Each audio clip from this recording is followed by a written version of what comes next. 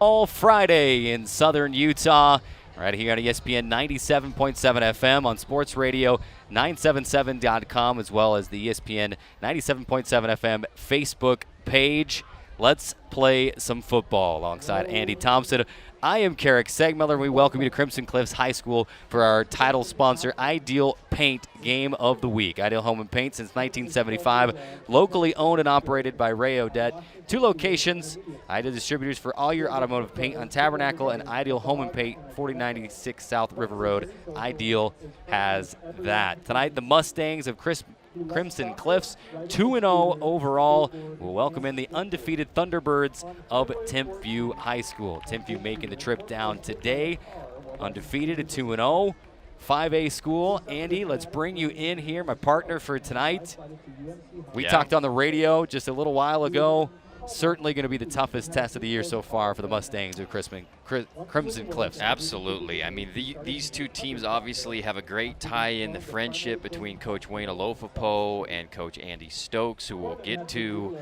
They played last year in a really surprisingly close game, but this year it seems like a different animal is coming down for Timpview. Not only one of the best teams in 5A, maybe the whole dang state, based on who they've beaten so far this year, Carrick. This is the Bucks Ace Hardware pregame show. Stop by Bucks Ace today for power tools, grills, and the best gun department. Visit Bucks locations at Dino Crossing in St. George, Santa Clara, and Hurricane. We're going to give you some Camping World keys to the game. We'll give you some Intermountain Sports Performance Star Watch here right before we get things started. Let you know who to watch for. But, Andy, let's break it down. We've already told you both teams are 2-0, but let's rewind it a little bit. Crimson Cliffs.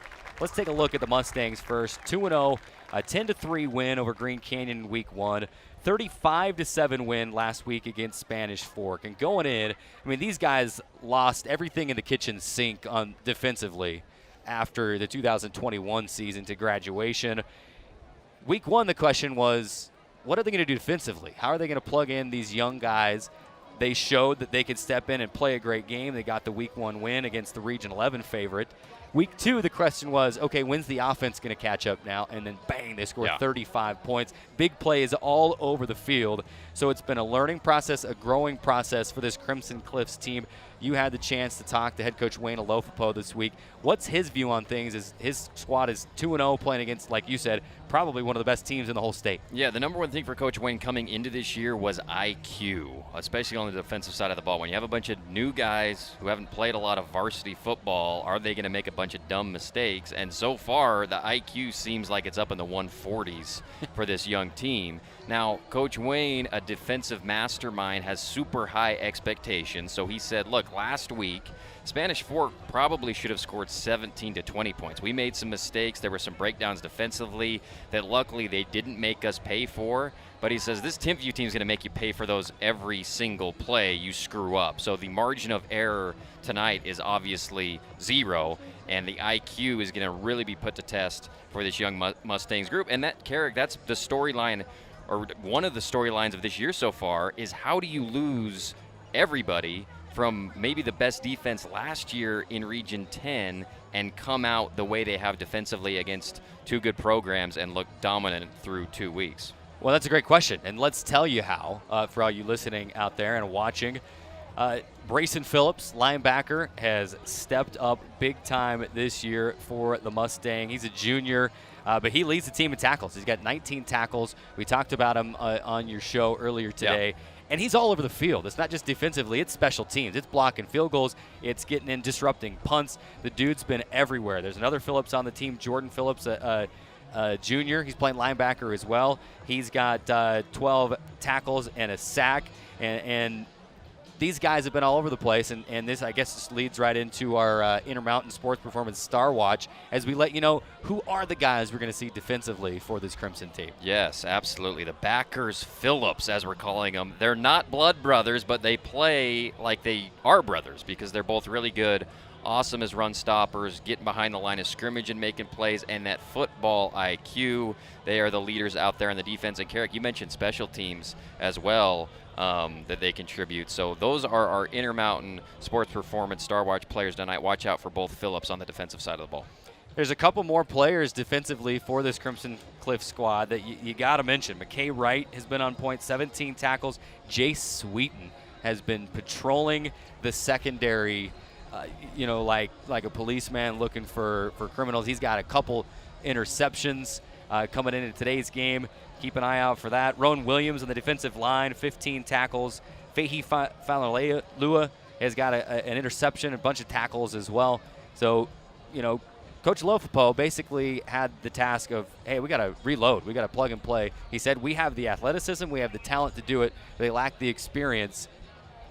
And we've seen they've been able to plug and play to this point. Can they do that against Timpview? We'll find out. Yeah, I'm looking forward to seeing Sweeten back there patrolling the yard like you were saying. There's another Andrus who is – when Parker Andrus walked into Media Day and it wasn't – now, am I getting the name right? Because I get Parker and Zach mixed up. Parker Andrus. How do you lose Zach last year and then you've got another Andrus just ready to go in your holster the next year, and he's been a stud in the middle. Going back to Coach Wayne Alofapo's comments kind of leading into this game, Carrick, he said our biggest wild card right now is in the trenches, especially on the offensive side of the ball. And so he said, look, Steele Barbin, he's played well. And like you said, he's been consistent. He looks like a quarterback. He knows what he's doing. He knows where he's throwing the ball. They were able to run the ball, especially last week. But the offensive line going into this game is the biggest wild card, according to Coach Alofapo this season. Well, you've got a Timpview defense allowing less than 100 yards per game on the ground, 89 yards per game to be exact. Of course, you're only 2 games in, so it's a small sample size, right? They have shown, as you take a look at what they've given up through the air, they're giving up closer to 200 yards a game through the air. So I think you're going to have a game where you've got to give Steele Barbin some time to throw, and he's got to have some big throws down the field. And that big defensive line has got to get a push up front, let Topolian, let Chris Jansen do their thing. I've been impressed with Topolian. He only had 4 carries last week, and the dude ran for almost 150 yards and a touchdown. But McCourt Chris Jansen, he had 9 or 10 carries, and he went for almost 100 yards himself and a touchdown. He is a great runner as well, and he brings kind of the shifty spin moves, juking, and getting it done that way. So between those two, see if the offensive line can get a push up front and open some holes and let those guys go to work. And last year, in addition to those two, I think Connor Kell in this matchup last year as a sophomore led them in rushing with about 66 yards or 70 yards or something like that. So I'll be interested to see a guy that I like to throw to if he gets a little jet sweep around on the reach plays to get some yards on the ground as well. Before we have our national anthem, let's hit a couple of guys for Timpview. Let's talk offensively first. I mean, this team is scoring at will. 31-10 over Lone Peak week 1, 43-14 week 2 at Harriman. They're both 6A schools. Yeah. And Timpview has cruised and led in part by the quarterback, Kazan Villa. He hasn't had to play a ton. He's been splitting time with the freshman quarterback, Helaman Kasuga.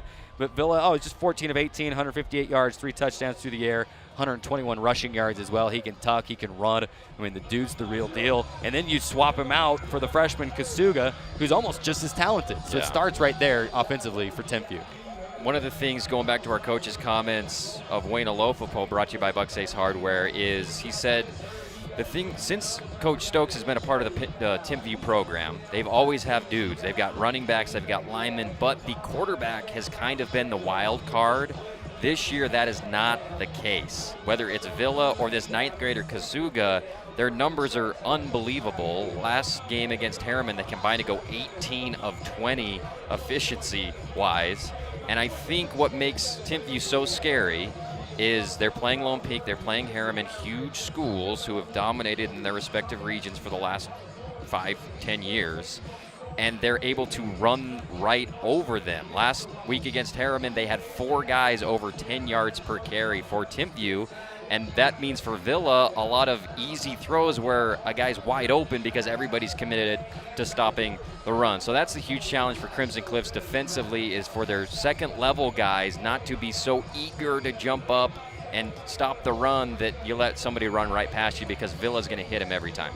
Yeah, and it's pick your poison. I mean, you mentioned Beckstead, Micah Beckstead. He's rushed for 383 yards already, 2 touchdowns. He's the real deal, and this guy is second in the state, not just Region 8 in 5A. He is second in the entire state of Utah in rushing yards right now. And then when he gets a breather, it's Kervin Tuaone, and he's a good runner himself. 18 carries, 96 yards, a pair of touchdowns.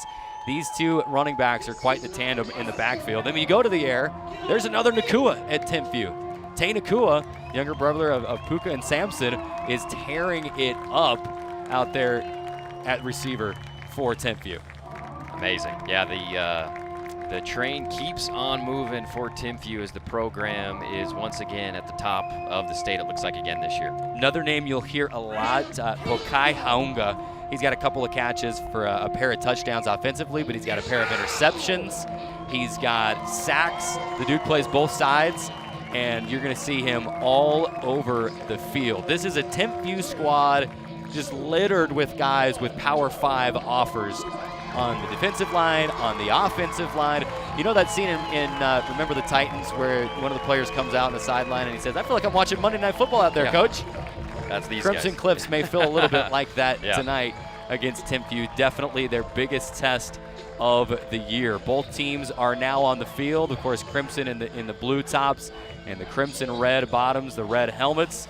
Timpview in the road whites, white tops, white pants with the orange numbers and the white helmets. And can I say, one of the best entrance, I mean, that's like a college football program entrance right there. But coming out of the blown up helmet, the Red Kingdom blasting, fans on their feet. They do an excellent job here getting people pumped up for some Friday Night Lights. It is Crimson Cliffs and it is Timpview, our ideal home and paint game of the week here on ESPN 97.7 FM, Sports Radio 977.com, as well as on our Facebook page at ESPN 97.7 FM. We're just moments away from the national anthem, and we're going to take a break here in just a moment. When we come back from the break, we'll have our Camping World keys to the game and just final preparations right before we kick this thing off and get underway.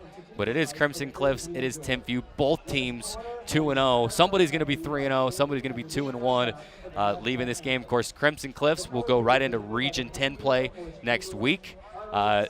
Timpview's region, a lot smaller. There's only 5 teams in the region, so they won't start region play for a couple more weeks. But this is a big-time game. We talked about on your show, Andy, how Coach Alofapo and his staff couldn't have picked this game at a better time. You win 2 games to start, and then you have a great measuring stick game against Timpview here. Let's take a 2-minute timeout for our national anthem. When we come back, Camping World keys to the game and the kickoff here on ESPN 97.7 FM.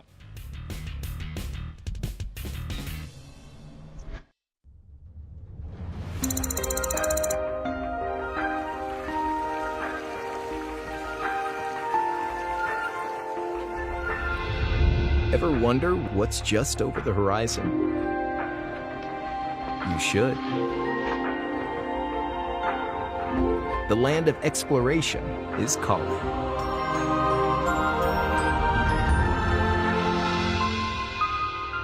Rise to it.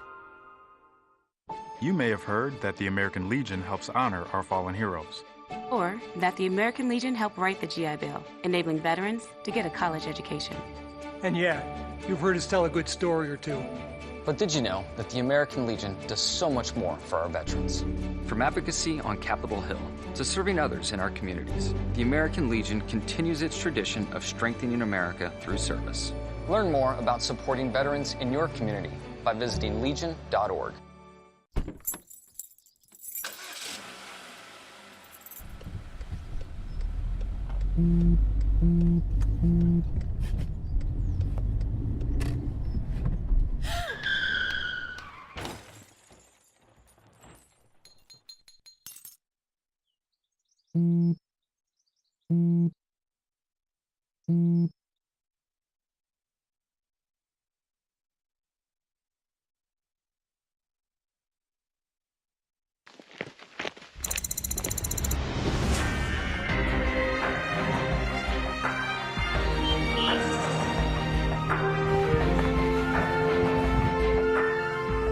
Sometimes your surroundings make you feel a little more, well, like you.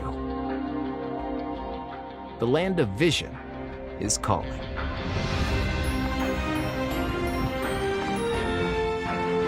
Rise to it.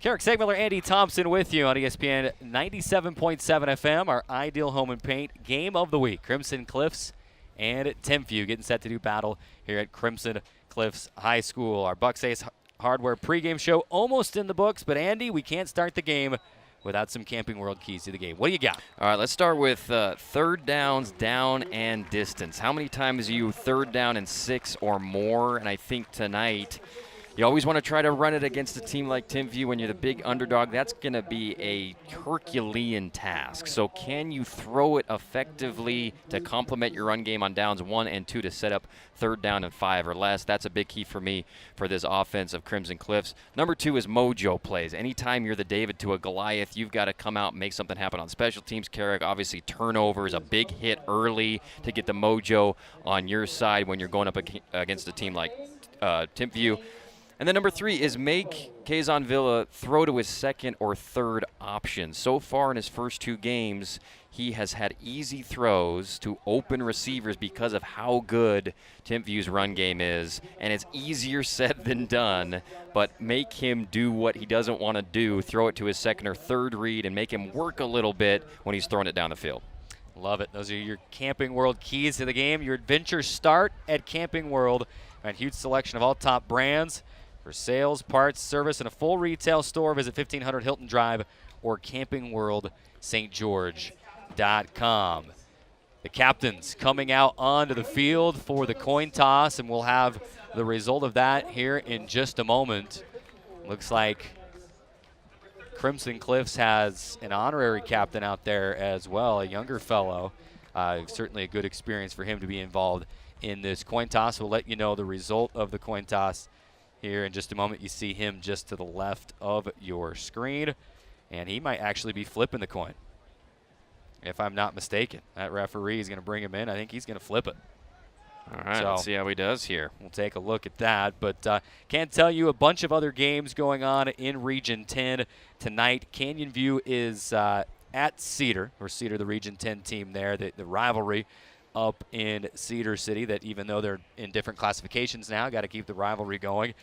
Snow Canyon is hosting Ridgeline. That game's over on 890 KDXU, our sister station. And that game, by the way, is an 8 o'clock start. Okay. Because Ridgeline had some issues, I guess, with the bus or the transportation, so they've kicked it back an hour. That'll start over on KDXU at 8 o'clock. Yeah, we'll bring you some updates as we can along the night with that. Pineview is hosting Salem Hills. Definitely going to be interesting to see. Panthers didn't play last week, Andy, so it will be interesting to see how Pineview bounces back from that Week 1 loss, that devastating Week 1 loss up north. It's one of these things where, okay, we know they lost a bunch of guys, but then you see the score in Week 1 against Stansbury, and you're thinking, man, is Pineview going to be bad this year? But it turns out, I think Stansbury is just really dang good. I think so. You get a bye week, and now you got a Salem Hills team who I think Pineview is going to be able to battle with, especially coming off of a couple weeks of practice and a huge kind of redemption song opportunity for them after a tough Week 1 loss. Keep an eye on that game throughout the night as well. Desert Hills at Spanish Fork. Definitely be interesting to see because Crimson Cliffs beat Spanish Fork 35-7 last week. So we'll see what Desert Hills can do with the Dons. Dixie is in California, Palm Desert, and Hurricane up at Timpanogos. So those are your other Region 10 games on the schedule tonight. Crimson Cliffs going to receive to start this football game. That'll do it for our Bucks Ace Hardware pregame show, and we will jump right in to the football game. 12 minutes on the clock. Let's play football. Andy, final thoughts before this ideal home and paint game of the week is underway. Hit them up. Mojo play early. I'll be interested to see what type of kitchen sink they're going to throw at Timpview on this first series of downs. Once again, Crimson Cliffs has been super impressive in weeks 1 and 2. Love the challenge here in week 3 against Timpview, one of the best teams in the state. The T-Birds getting set to tee it up. Back deep to receive for Crimson Cliffs is Tyler West. And on the near side, can't quite catch the number. Tyler West is on the far side. He returned a kick 90 yards for a touchdown to start the second half. It is Topalian on the near side, and there will be no return. Ball almost out of the end zone.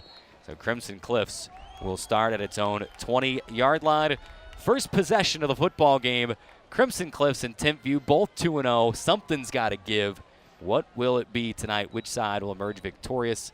That is the question, and here comes the story to play out.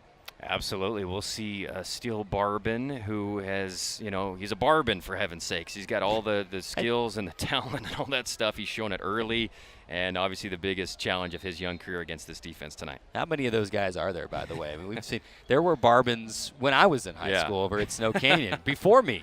Yeah. Here we go. It'll be a pistol formation. Now Connor Kell will move over to the left. Empty backfield for Barbin on first down. Looks left, fires left. It is complete to Adamson. Far side will pick up 5 or 6 yards. Good pickup on first down. It'll be second and short. I love it, and I love the first down throw, going 5 wide, saying, look, we're going to come out here and just play 7-on-7, and if we have to against this front of Timpview, we're not going to make it easy and just run it up the gut. Love the first play call there. Mason Topalian now comes on. Didn't have a true running back on the field during that first play. It was the receiver, Owen Peterson, who came off for Topalian. Now Topalian just to the right hip of Barbin in the shotgun, trips to the near side. It'll be a quick hitter to the left side once again, intended for Adamson. This time Adamson didn't get turned around to even see the ball incomplete. Yeah, I think he thought the run call was on because he was stock blocking down the field, didn't turn around. It looked like Barbin was trying to throw a back shoulder to him at the sideline. Adamson wasn't aware, and now 3rd and 4. 3rd down and 4 for the Mustangs. You mentioned 3rd down, and how can they do? The Mustangs so far, just 5 of 20, 25% on 3rd down conversion coming into the game. And it's shotgun formation. Topalian at the right hip once again of Barbin. Trips to the right side. He'll fire left again and off the hands of Adamson and incomplete. So 3 downs, 3 throws to Adamson on the far side. Hits one, misses on 2 of them. Mustang's going to have to punt. Good break on the ball there by Galea of Timpview, breaking on it. The ball was thrown a little bit short of the sticks and maybe a tad bit late, but having a 3rd and 4 is a success. I mean, that's a down and distance you can convert. Just couldn't come to sink there with his receiver. Barbin throws it a little bit wide. Luke Messinger on to punt for the Mustangs, and it is away, but straight to the right, and it will take a Crimson Cliffs bounce and roll inside of the 40, across the 35, and die right at the 34-yard line. Boy, if that would have just stopped, that would have been maybe on the Crimson Cliffs side of the field, but a lucky Mustang bounce, and it will be a 65-yard or so field for Timpview coming onto the field for the first time. And it looks like it's going to be the freshman, Helaman Kasuga, coming in to play quarterback. And he'll have Beckstead at his left hip. Again, Kasuga, 18 of 21, 338 yards and 2 touchdowns through the air through the first 2 games of the season. You'll see this Timpview offense. They'll line up, the quarterback will clap, and then they'll look over to the sideline and get in their true formation. They're really good at drawing teams off sides. Kasuga on first down, fires right, passes complete to Isaiah Baella. He makes the catch on a little swing pass to the right, and it'll go for a couple of yards, and 2nd down upcoming. Yeah, amazing. We see, like you said, Villa over on the sideline waiting. It looks like a quarterback by committee situation being set up here. Coach Alofopo talked about Helaman Kasuga, said this kid is going to be all-world by the time. Obviously, he is an upperclassman, but already a heck of a ball player here as a 9th grader. 2nd down and 8 officially. They give him 2 yards on the little out to the right side. Kasuga claps the hands, pump fakes, fires deep downfield, has a man, it's Nakua, and it is hauled in inside the 20 to the 18-yard line. A big play from Kasuga to Tay Nakua, and it's inside the red zone for Timpview. And Crimson Cliffs drops 8, only send 3. He has all day to throw it down the field. Baker almost is able to recover and make a play on the ball, but falls right into the numbers of Nakua. What a throw by the freshman, Kasuga. He'll hand off to Beckstead on a first down. He powers his way inside the 5, diving down to the 3-yard line, and another first down for Timpview. And we see the pass kind of open up the run for Timpview in this situation as Beckstead gets a huge hole right up the middle. And this is a huge, for this 3-man front for Crimson, having gap control and being able to stymie the offensive lineman, a huge challenge for those 3 guys. They'll go right back to Beckstead, and this time he's hit and dropped in the backfield. Give him no gain on the play, so not quite in the backfield, but it's 2nd and goal upcoming. And one of our Intermountain Sports Performance Star Watch players, Jordan Phillips, getting a TFL there in a big situation down in the red zone. Way to shoot a gap there. 2nd and goal from the 3. 10:30 remaining in your first quarter clock. Barely 90 seconds into the football game. Timpview nearly drawing Crimson Cliffs offsides again. They'll line up, they'll clap, they'll go, hard count, and then they'll get back in formation and be ready to go. Snap to Kasuga, fire to the sideline, and the end zone almost caught, intended for Nakua, but broken up by Baker at the last second. Impossible to defend this play. That is a back shoulder throw that was put in a great spot, but Baker brings the physicality, great awareness, makes a play on it, and kind of rips it away. That ball was on the money to Nakua, but just a better defensive play there by Baker. Nakua had that ball. That was bound to be touchdown number 3 for him on the season. But Baker able to rip it out. It falls incomplete. And a huge 3rd and goal situation for this Crimson Cliffs offense. Man in motion from right to left, and flags fly. Is it offsides? Is it false start? Looks like Timpview moving back. Going to be a false start. So 3rd and goal from the 3 turns into 3rd and goal from the 8. Huge break there for Crimson Cliffs, although you probably figure if you're Timpview, you could just also run it twice here, even though with 8 yards to go to the goal line. We'll see if they break this up into 2 plays or try to get it all in one here on a throw. Snap to Kasuga on 3rd and goal. Fires, lobbing to the end zone, and it is caught in the back corner. Touchdown to Timpview. Get a number on that. That's Jackson Allred, the senior receiver. One guy had a shot at it for Crimson, couldn't quite get his hands on it. Touchdown, T-Birds. Yeah, turned into a great throw. I thought it was one that hung up for a minute, and Crimson was going to be able to make a play on it, but it ends up being a perfect throw into the corner of the end zone. The safety kind of freezes. Instead of going to the man, he tries to jump up and get the ball, and it leaves the T-Bird there open for a touchdown. It was Faune Lua that just about got his hands on it, but couldn't get it. Touchdown for the T-Birds. The PAT from Jacob Larson is up and through. Only 2 minutes gone by, and already 7-0 Timpview. They lead it as we go to a timeout on our Ideal Home and Paint Game of the Week.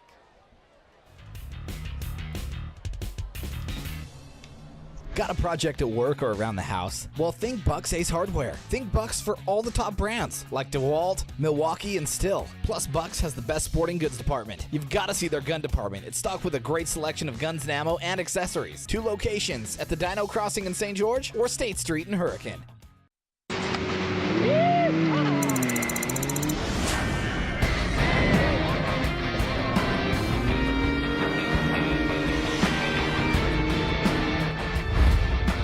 Maybe the rush of adrenaline has nothing to do with revolutions per minute, or the weightless gasp as you crest the hill. The land of adrenaline is called. Rise to it.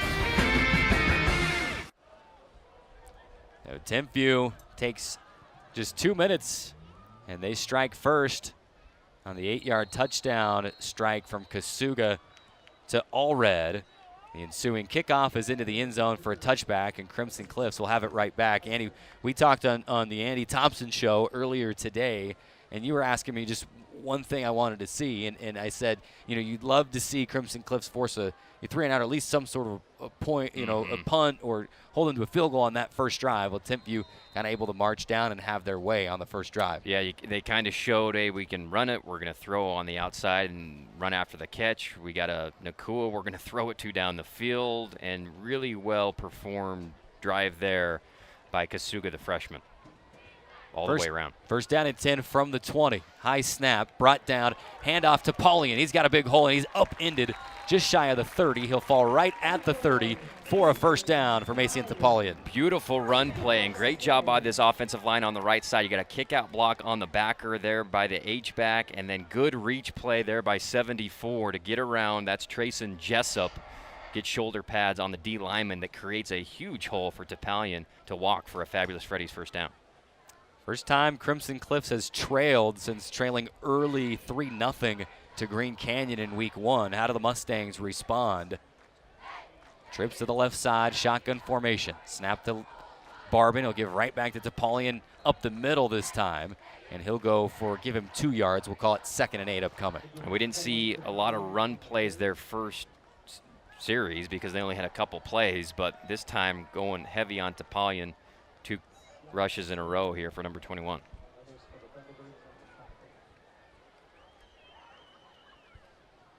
Clock rolling, 9 minutes to go first quarter.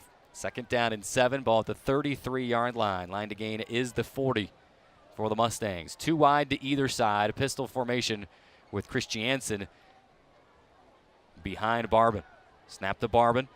He rolls out to his right, dumps it to Christiansen. Kind of the check down guy, and he'll catch it and fall forward for a couple of yards. And he'll move to the 38, so we'll call it 3rd down and 2 upcoming. Yeah, he looked off Connor Kell deep. He was in double coverage. He looked to his second receiver in an intermediate route who was also covered. Good job just throwing a dart for a little bit. And once again, a 3rd and very gettable here for Crimson Cliffs. And a big 3rd down. You'd love to see the Mustangs extend this drive and not have to punt it right back. Looking for a fabulous Freddie 1st down. They'll give to Christiansen, and he's brought down from behind. No chance. He was being brought down from behind, and if he didn't, there was 3 white jerseys waiting for him at the line of scrimmage. Yeah, Matthias Lisa in the backfield chasing down the zone read. And I think Barbin makes the right read here, but Lisa just crashes so hard on the running back that it's kind of a catch-22 situation on that play for Crimson Cliffs. Messinger to punt, standing at his own 20-yard line, 4th and 2. This punt is away, kind of angling toward the right again and hanging up. Fair catch called for, but it will bounce, and this time will roll back toward midfield, and it'll be an even shorter field for the T-Birds as they start inside the 40. We'll mark it the 44-yard line. Looks like Kasuga will come back out. 2nd straight series at the quarterback.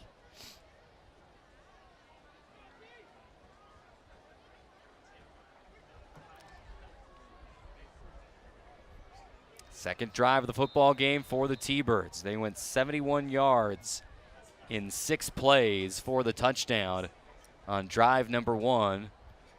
And here we go again. It's Vaella. End around right side, and he's got room.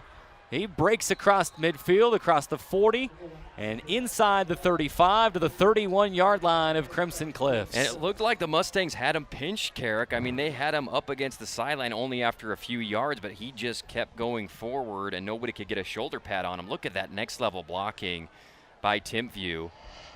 Yeah, they're going to go quick. They hurry back to the line. They give to Beckstead. He's free. 1st down yardage up the middle. And he needed 10, got exactly 10, got the ball to the 21-yard line. The chains move again. Except we have a flag on the play, illegal motion, and that will bring it back. Good job there by Fa'oneo Lua, the safety, going low on the runners. Everybody's going to have to do that, not just the secondary guys. Get to the legs of these big runners for the T-Birds.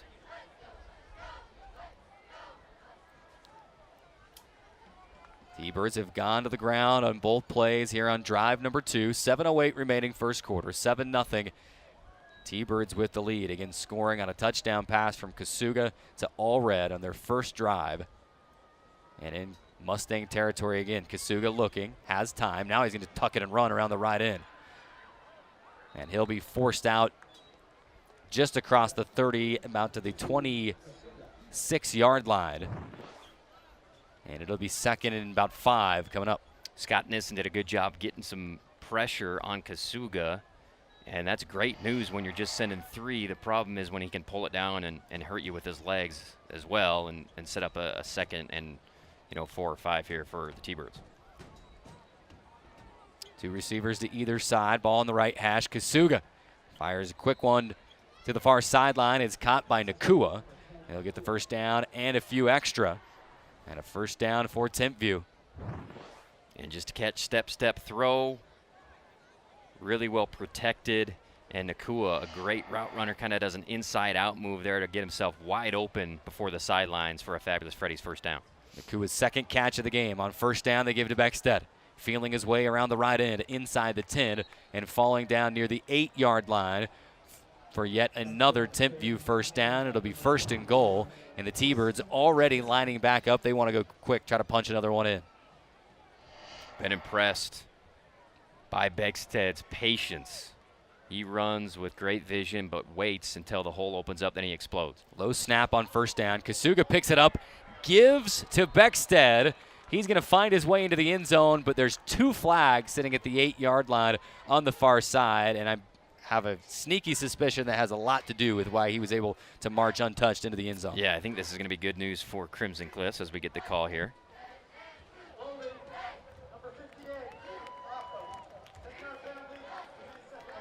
The play called for Beckstead to go up the middle. He said, oh, nothing's there, so he bounced it outside, and then all of a sudden, it opens up on the outside. You saw the hold right there on the replay, so that'll back it up.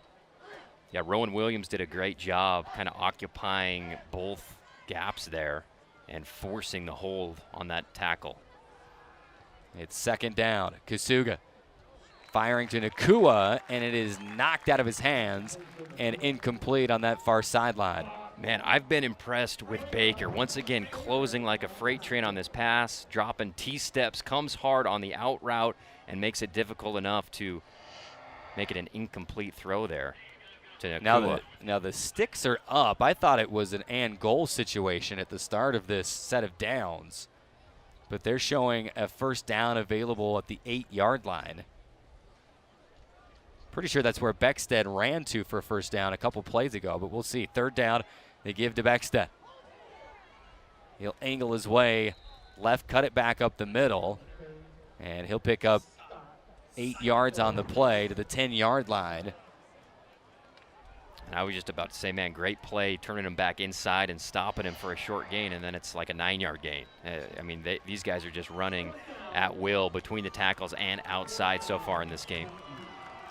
So 4th and 2, they're saying, officially from the 10-yard line. Give to Beckstead. He's got the first down and then tripped up at the 5-yard line.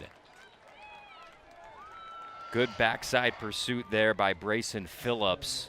But once again, Beckstead just cuts it back and is able to get the first down.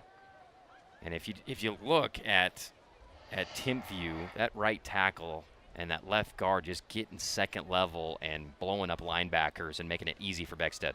On 1st and goal, trickeration, you got a reverse around the left end and into the end zone for the T-Birds. It was Beckstead to Isaiah Vaea, and he goes into the end zone for the touchdown. And Brooks Jensen stayed relatively disciplined, but it was just a foot race at that point. I mean, he had him maybe an opportunity at a dive to get a piece of the runner, but just too quick, and he's going to get to the pylon every time on a play like this. A little trickeration in the red zone for Timpview.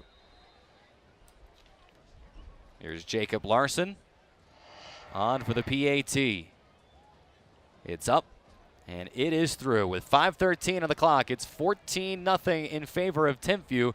We'll take the timeout, come back with more on ESPN 97.7 FM. Try it, love it. At Ernie's stores, you're going to love the 10 or 20 cent discount on fuel when you use the Sinclair DinoPay mobile app that's accepted at all locations throughout the state. Plus, don't forget about the best chicken strips and breakfast burritos around. Try it, love it. At the U.S. Center for Safe Sport, we see champions everywhere we look. In every sport, on every court, we're building a foundation to ensure all athletes are safe, supported, and strengthened. At the U.S. Center for Safe Sport, ending abuse is not just our job. It's our promise.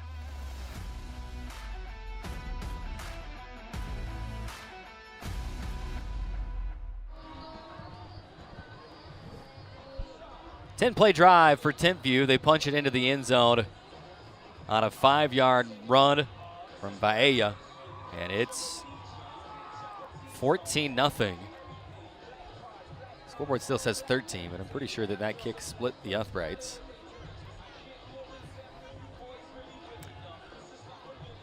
And now Timpview is on the field getting ready to kick off. Now they're sending them off the field.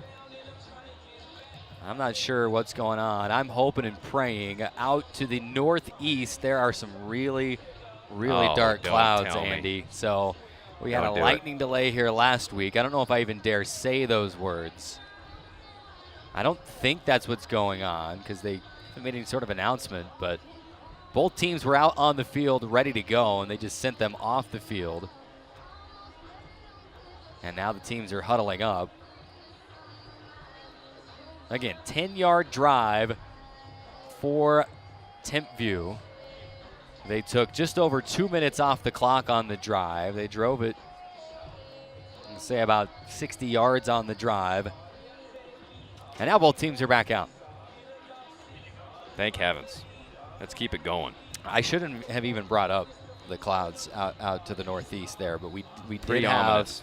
About a 35, 40-minute lightning delay before the game even started. Oh, my gosh. Last week here. And we were shocked that you all over at Desert Hills. Oh, we just played through it. Didn't even have anything. We put our blinders on and just we want to get home. Let's keep it going. And we're going to kick it off here. Back deep to receive Napoleon and West once again for the Mustangs. Kicking off for Timpview is Isaac Hudson, and he's put 2 kicks about 8 yards deep in the end zone. This one's going to be a squib and fielded by Chris Jansen at the 20-yard line. Fumbled it, picks it back up, and he'll return it.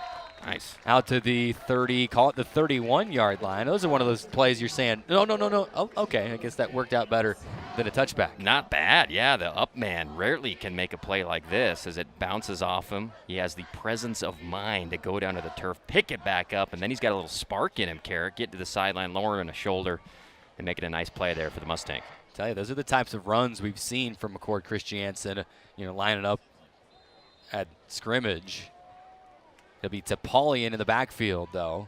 Starting out in the pistol. Let's see if he moves up. He does. Up to the right hip of Barber in the shotgun. Trips to the left side. They'll give up the middle to Napoleon, and he'll pick up 3 yards and stopped out to the 35-yard line. Good little burst, but the big paw of 99 there of Timpview completely slows him down and stops him before he can get closer to maybe 7 or 8 yards. And if you're like me and you're looking out there and it looks like Crimson Cliffs is playing the Tennessee Volunteers, they're almost identical, except Timpview is a little bigger and maybe even faster. Yeah, exactly. 4:33 to go first quarter. On second down, Napoleon again. Shaking and baking out to the left, and a flag will fly. He gets out to the 40 for a pickup of almost 5 yards, but flag sitting at the line of scrimmage, middle of the field. This one almost certainly coming back. And we've seen Crimson Cliffs the last couple series kind of committing to the run.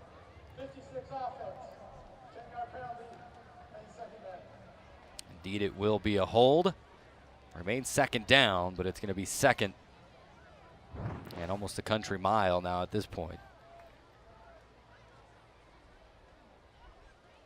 And that was a really nice play, I think, by Owen Meyer, if I'm not mistaken, hitting a couple guys. I don't think he was the one who committed the penalty, but he knocked a couple of Thunderbirds out of the way on that play. Clock rolling, 4:15 to go first quarter. 14-0, Timpview the lead. They have scored on both of their drives so far. Crimson Cliffs, 2 drives, 2 punts. And now it's 2nd and 15 from the 26. Play action. Barban has to pull it down. Starts running left and stops and is crushed by 2 white jerseys trying to make their way back into the play. Almost looked like they bumped into him accidentally. Weren't expecting him to just stop dead in his tracks like that. Either way, it's a pickup of maybe 1 or 2 for Barban. Yeah, and just a straight drop back for Barban. Opportunity there on 2nd and long. Timpview just sends 4, but instant pressure up the middle, and then good discipline here on this right side, coming back around and making the play before he could make a run for it. They say no gain. 3rd down and 15. Ball remains at the 26-yard line. Line to gain is the 41. Clock rolling, 3:20 to play. Shotgun snap to Barban. Rolls out, has some time. Now the pocket closes. He slips through 2 defenders, has a guy chasing him, and now he's hit, still on his feet, and has the wherewithal to throw it out of bounds. And it's incomplete. It'll be a 4th down. But he could have taken a sack and a loss of near 15 yards and somehow stayed on his feet when one of the big defensive linemen chased him down and just pushed him instead of trying to bring him down. Yeah, amazing. Good job here by Barbin. Just scrapping. Could have been sacked there. Got away from it. Comes in for the big hit stick there, but Barbin says, I ain't going down after that. I'll just throw it out of bounds. Smart play there by number 13. And they get the ball placed on the right hash. Now they're going to move it over to the left hash for Messinger to punt. Jackson Allred waiting for the punt for Timpview just across his own 40-yard line, standing about, call it the 37.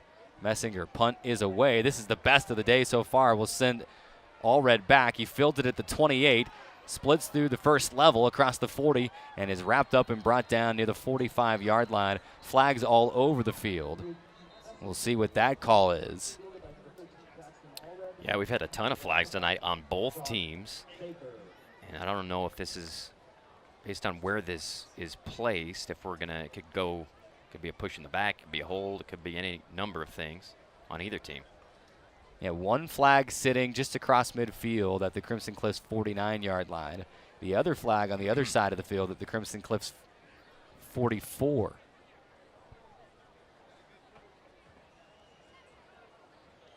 Referees will confer, and we'll let you know what it is just as soon as we know.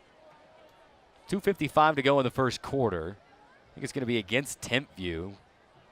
They're moving backwards, getting ready to line up. Now the referee's going to come over and confer with head coach Wayne Alofapo of Crimson Cliffs. He's saying, "Hey, we got two penalties on the play. Which one do you want?"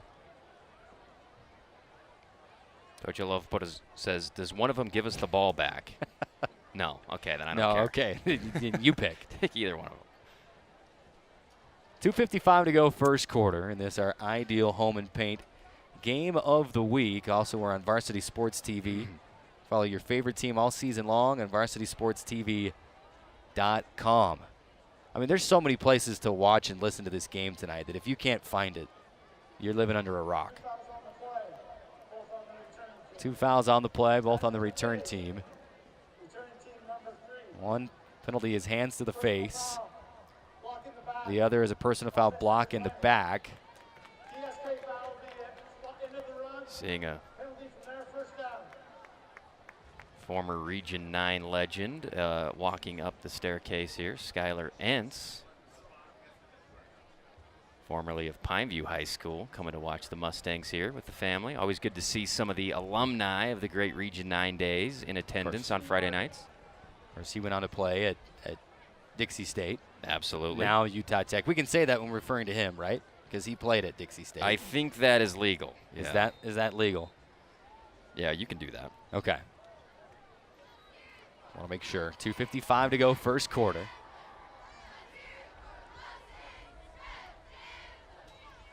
And it's going to be Villa in at quarterback, and he's going straight QB keeper on first down. He picks up count of 10, 11, 12, 13 yards on just the designed QB keeper right up the middle, and he laid his shoulder into a defender trying to make the stop. Gets a lead blocker. He just has blocks all over the place, but look at the wiggle he has and how he runs. He's going to be a problem if they continue to allow him just straight runs with lead blockers like that. Kasuga was a problem through the air, and now Villa on first down went for 13, and it's 1st and 10 now. Ball across the 40 out to the 43-yard line of the T-Birds. Snap to Villa. Waits and waits. Has plenty of time. Now he's just going to say, I'm going to tuck it and run. He steps out of bounds just across the 50. We'll see if they give him the 50 or the 49 of Crimson Cliffs. They're going to give him the 49, 48 of the Mustangs in to Crimson Cliffs territory. Good defense and discipline in their hook zones that time by Crimson Cliffs. The linebackers got great depth and made it so he couldn't fit it in to Nakua between the safeties and the backers. Great job on their drops there. On 2nd and short, they give to Beckstead, and he's off the right side and plowing his way across the 40 down to the 38-yard line of Crimson Cliffs. And if you're the Mustangs, I mean, what do you do defensively here? Because Villa could run it, Beckstead can run it or they can throw it through the air. And, you know, we see Cooper Gleason there just get second level and throw a Crimson linebacker about 5 yards forward.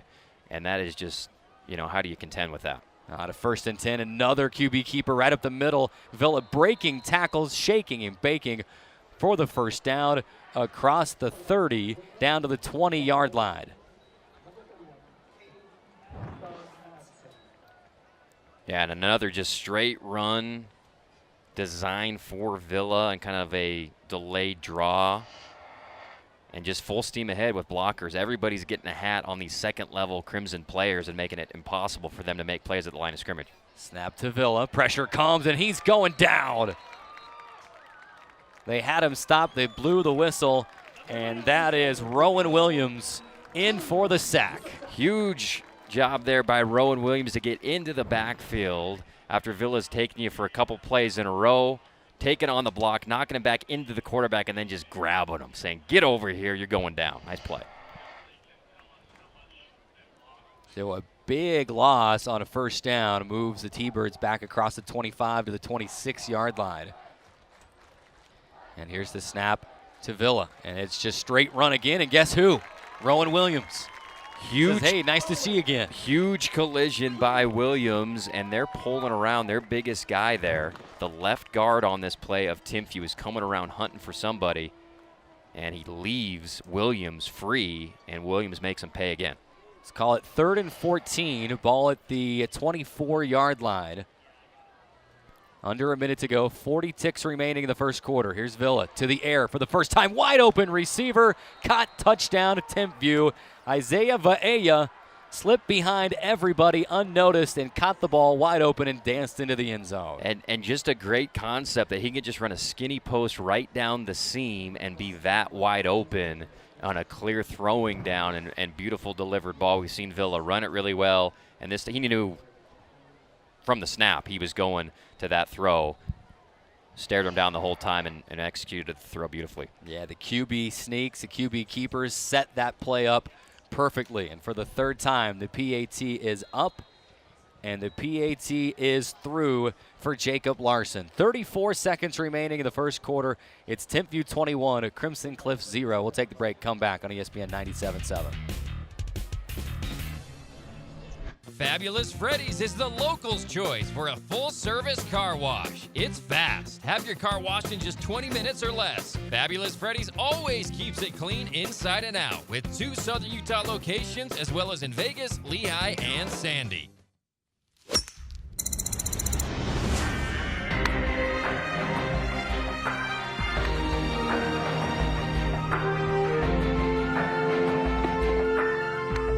If you don't find it in your game, you'll definitely find it in your surroundings. The land of distinction is calling.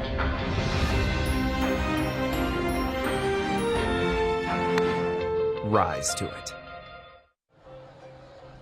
3 Timpview drives, 3 Timpview touchdowns, and it's 21-0 up on the board, 34 ticks remaining.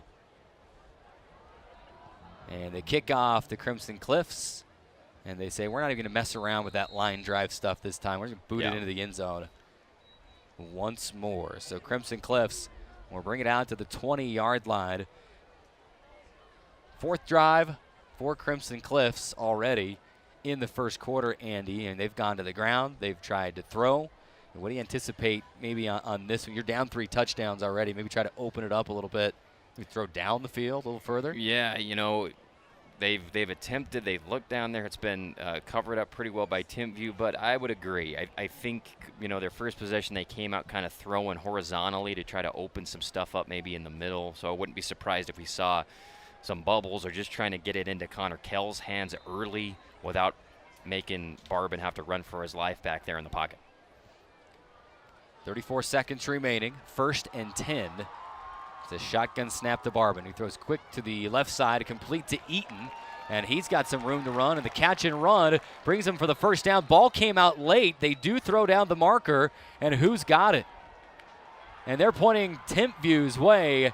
So Eaton with the catch and the run for the first down, but the ball came out. Oh, now they're pointing Crimson Cliff's way. Okay. Referee initially, did you see the same thing I saw? Yep. One referee pointed Timpview's way. Another one came in and said no, Crimson Cliffs. Just a monster hit right on the arm carrying the ball there by Acera. And then we had conflicting calls, but it looks like they're going to communicate and say, nope, it is Crimson ball. They're going to keep it with the Mustangs. Eaton was a little slow to get up after that big hit. We have learned Mustangs already playing without Jay Sweeten tonight in the secondary, so a big loss for Crimson Cliffs. Here's Barbin across the middle to Eaton once more. Splits two defenders, still on his feet across the 40. 35-30 and brought down. Ball comes out late, but that's forced by the ground.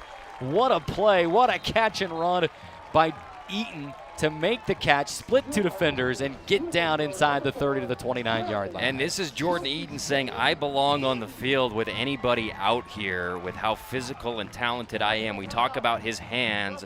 Great basketball player. We're going to have a penalty too, Carrick, it looks like.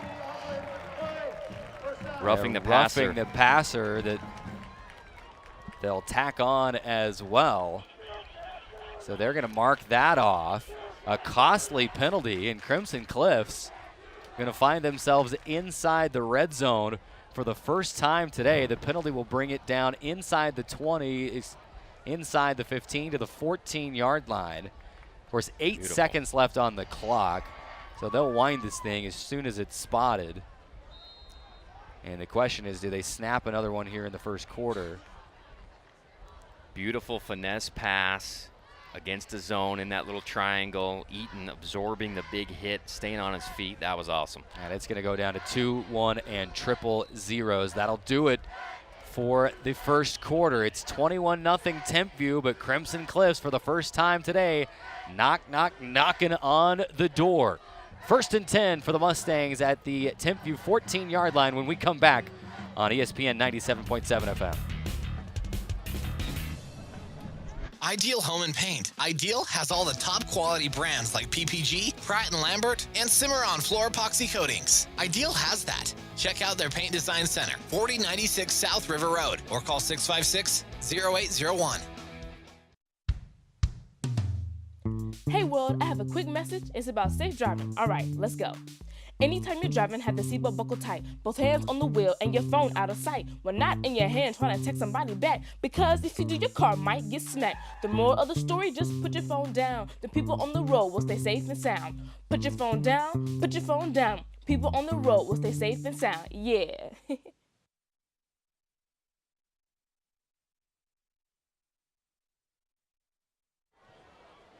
12 minutes up on the second quarter clock. He's Andy Thompson. I'm Carrick Segmiller.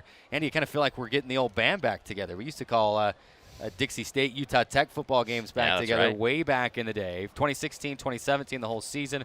We worked together with Drayson Ball, 2018, 2019. That's right. And it's been fun through the first quarter of play. Best days of my life, by the way. Mine too.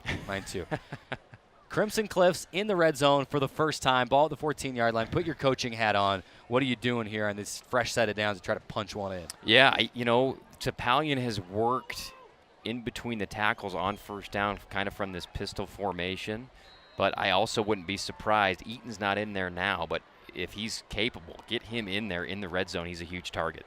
On a first down, shotgun snap. Barbin has time. Now the pocket collapses. Chased out to his left. Got room to run. To the 5, to the 2. Diving. Touchdown. Mustangs. A flag flies late in the end zone.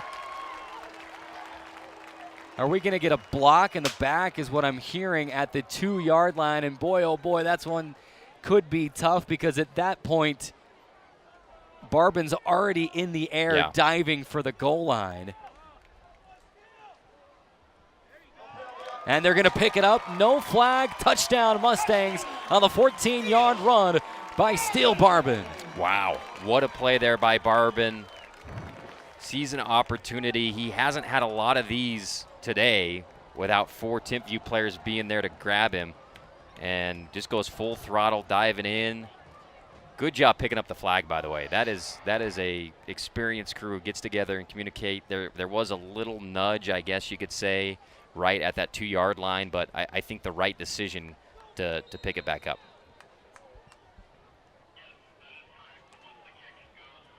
11:52 to go. The kick is up, and it is through. Crimson Cliffs has struck back.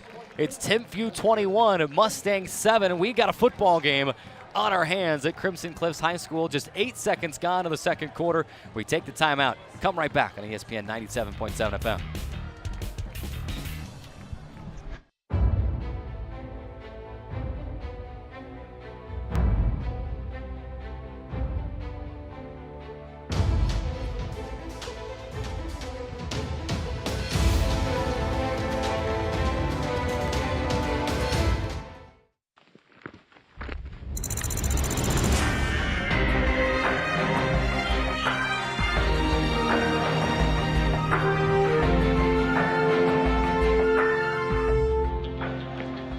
What if the end of the trail is just the beginning?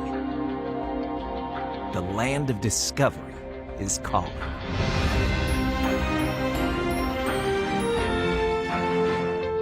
Rise to it. Back to Crimson Cliffs High School, and the Mustangs are on the board on the diving run from Steel Barbin, 14 yards to the house. You go back and look at the drive, pass to Eaton. You had the penalty that moved it further, then the quarter ended, and then the run. So really only 3 offensive plays for Crimson Cliffs to move it down the field 80 yards and into the end zone. Cannot overstate how big that drive was for Crimson Cliffs, down 3 touchdowns to move quickly down the field and get a score. Mojo plays. I mean, Jordan Eaton catching that ball, not going down, getting the crowd on their feet, getting some energy in the stadium for Crimson Cliffs, and then it pays off with a touchdown. Good to have a little momentum going right now for the Mustangs. Both teams lined up. We've seen this happen once. Both teams lined up. They were sending some guys back to the sideline. Now Timpview has taken a timeout. No, one thing I've noticed, let's keep it right here. We just had the end of quarter break. We just had a timeout. Yeah. Let's keep it right here. I don't know if you've noticed this through the first couple of weeks of the season, Andy. A lot of guys are getting sent off. If the pants are coming up above the knee, they're getting sent off the field. We had a player last week that had a headband that was hanging out of his helmet. Yeah. He got sent off the field. There was like 3 or 4 Timpview guys that got sent off the field before they called the timeout. I don't know if it was wardrobe related or if they just couldn't get set right, so they took the timeout. But interesting to see that this year. I've seen it a lot. If the knee is exposed, there's a new trend in football to where you're like you're John Stockton in the 80s, and it's it's football. You got to get your knee pad on, and so I like that the refs are saying none of this nonsense. You pull your pant leg down, or you get the heck off. That's every sport in the Big 3 right now, right? You're right. Football pants, baseball pants. Yeah, They're literally making like short baseball shorts now. Yeah, and you just pull the socks way up. The shorts are back to John Stockton length. Colin Yastrzemski is rolling in his grave when he sees that type of crap. Here we go. Kickoff. If he's dead. Side-by-side kick into the end zone. And it'll be a touchback. Certainly not the ideal way you want that kick coming out. But, hey, it got through the end zone for the touchback. Crimson Cliffs has had talent at the kicker position since the inception of the program, and we see it here at the kicker position again with is it Oatenshot out there putting the cleat into it tonight? Yep, boots it through for the touchback. And now does the touchdown score by the offense inject a little shot in the arm to this defense, and can they force a punt for the first time? Here's Beckstead on first down, feeling his way through first down yardage and more across the 30, falling to the 32-yard line, gain of 12 on first down for Micah Beckstead. And the impressive thing always about these teams like Timpview is how we know their linemen block well, but their receivers are just fully committed all over the field to making plays. Go right back to Beckstead. They hustled back to the line, and he's stopped. He'll lose a yard. In fact, call that 3 yards. It'll be second down and 13. Man, good job by Nissen, just scraping down the line of scrimmage and making a play behind the line of scrimmage. Rowan Williams was there again, too, for the Mustangs. Well, it's second down and 13, all at the 31-yard line. Here's Villa, finds Nakua, and he tiptoes the sideline right at the 40-yard line, so pickup of 9, and it will be third down and 4 upcoming for the T-Birds. And Nakua does a great job committing full throttle to a go route, then stopping on a dime and coming back for the comeback route. Nice delivery with the pass as well. Just a minute gone by, second quarter. Here's Villa. Loads up, fires across the middle. The catch is made, and he's hit immediately by Brayson Phillips, but Jared Esplin able to hang on, and he's got the first down just shy of midfield. Another three-tier route over on this right side. They got a flag, they've got a hitch, and then a swing pass. Two routes were open. He went for the easy first down. Nice catch and delivery once again there by Villa. And read option. Villa going to keep it this time and tosses just to the left side of Vaea. And I think we're seeing why his numbers are so efficient, because he has no feet here at all when he throws this ball. I mean, he's running forward as he's throwing it, and it's right into the guy's numbers. So he's accurate. Kasuga is accurate, but these guys are both, regardless of how they're throwing it, the ball just ends up in a good place. Of course, played at Wasatch High School last year, did Villa as a sophomore. And he threw for 15 touchdowns, no big deal. Over 2,100 passing yards, 285 more on the ground, and 11 rushing touchdowns. Counted for 26 touchdowns last year as a sophomore. No big deal. There is a flag on the play. They're saying ineligible man downfield on that last pass. You know, there's a lot going on that play. You kind of have the read option. That's right. You know, I'm sure the offensive lineman is probably thinking, hey, it's a run. He left it with Beckstead, so he's moving its way down. And then by the time that ball is released, you got an ineligible man downfield. Yeah, and it's kind of that's a great point. It's kind of on the quarterback to look, if you're going to throw it, if you're going to yank it, you got to throw it fast, and just didn't do it fast enough for the lineman to be not far downfield enough. Is that what I was trying to say? Maybe. It sounded good to me. Yeah. Let's just move on. And they're going to repeat first down. 1st and 10. Ball back across midfield. Back to the Timpview 43. Here's Villa, loaded up. Going to fire across the middle, downfield, and right back to the same receiver. He makes the catch. It's Jared Esplin. Of course, that was a couple plays ago. That wasn't the play that was nullified, but he goes back to Esplin for another big gainer into Crimson Cliffs territory to the 34. And that wasn't well executed by they had two guys right in the exact same spot. Good job there by Esplin to peel off and be aware of where the ball was, because Vaea was down there as well. And another really pretty pass by Villa. 10-10 to play, second quarter. Here's Villa. Finds Vaea. And he makes the catch on the sideline, but slips and falls trying to make the cut, but no big deal. Still gained 8 yards on the play. 2nd and 8 upcoming. And Nakua goes on a go route and takes two guys with him. He attracts a lot of attention, and that leaves wide open that under route to Vaea for a good gain there on first down. So he went out of bounds. Clock is stopped. Just over 10 minutes to play until halftime. Quarterback keeper, Villa, up the middle. Got the first down, still charging forward, and is finally brought down across the 20 to the 19-yard line. A pickup of, call it 10 yards on the play. And a first down on what was 2nd and 2. Into the red zone go the T-Birds again. This is the 4th Timpview drive. They scored a touchdown on each drive. Here's Villa waiting, and he waited too long. And a sack. And is that Nyson?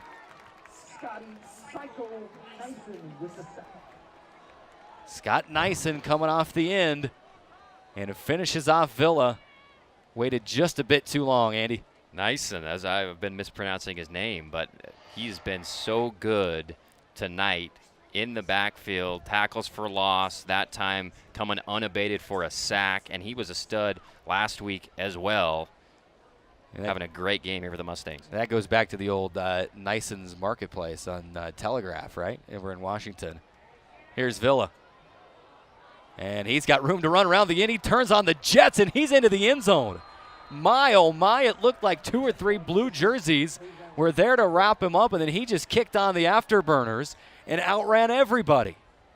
Excellent stock block on the outside by Pula, his receiver, helping him to that one, but Just see the explosive ability. I mean, you make a huge play, you finally get to him, and then he just says, I'll just pay you back here. No way I'm going to hand this one off. I'll take it myself. Pretty much untouched until there, and not really a chance there for the safety. And it throws up the peace sign as he goes across the goal line, kind of saying, hey, we'll see you later. 4 drives for Timpview, 4 touchdowns, and the T-Birds lead 28-7 with 8:50 remaining until halftime. We'll take the break and come back on ESPN 97.7 FM.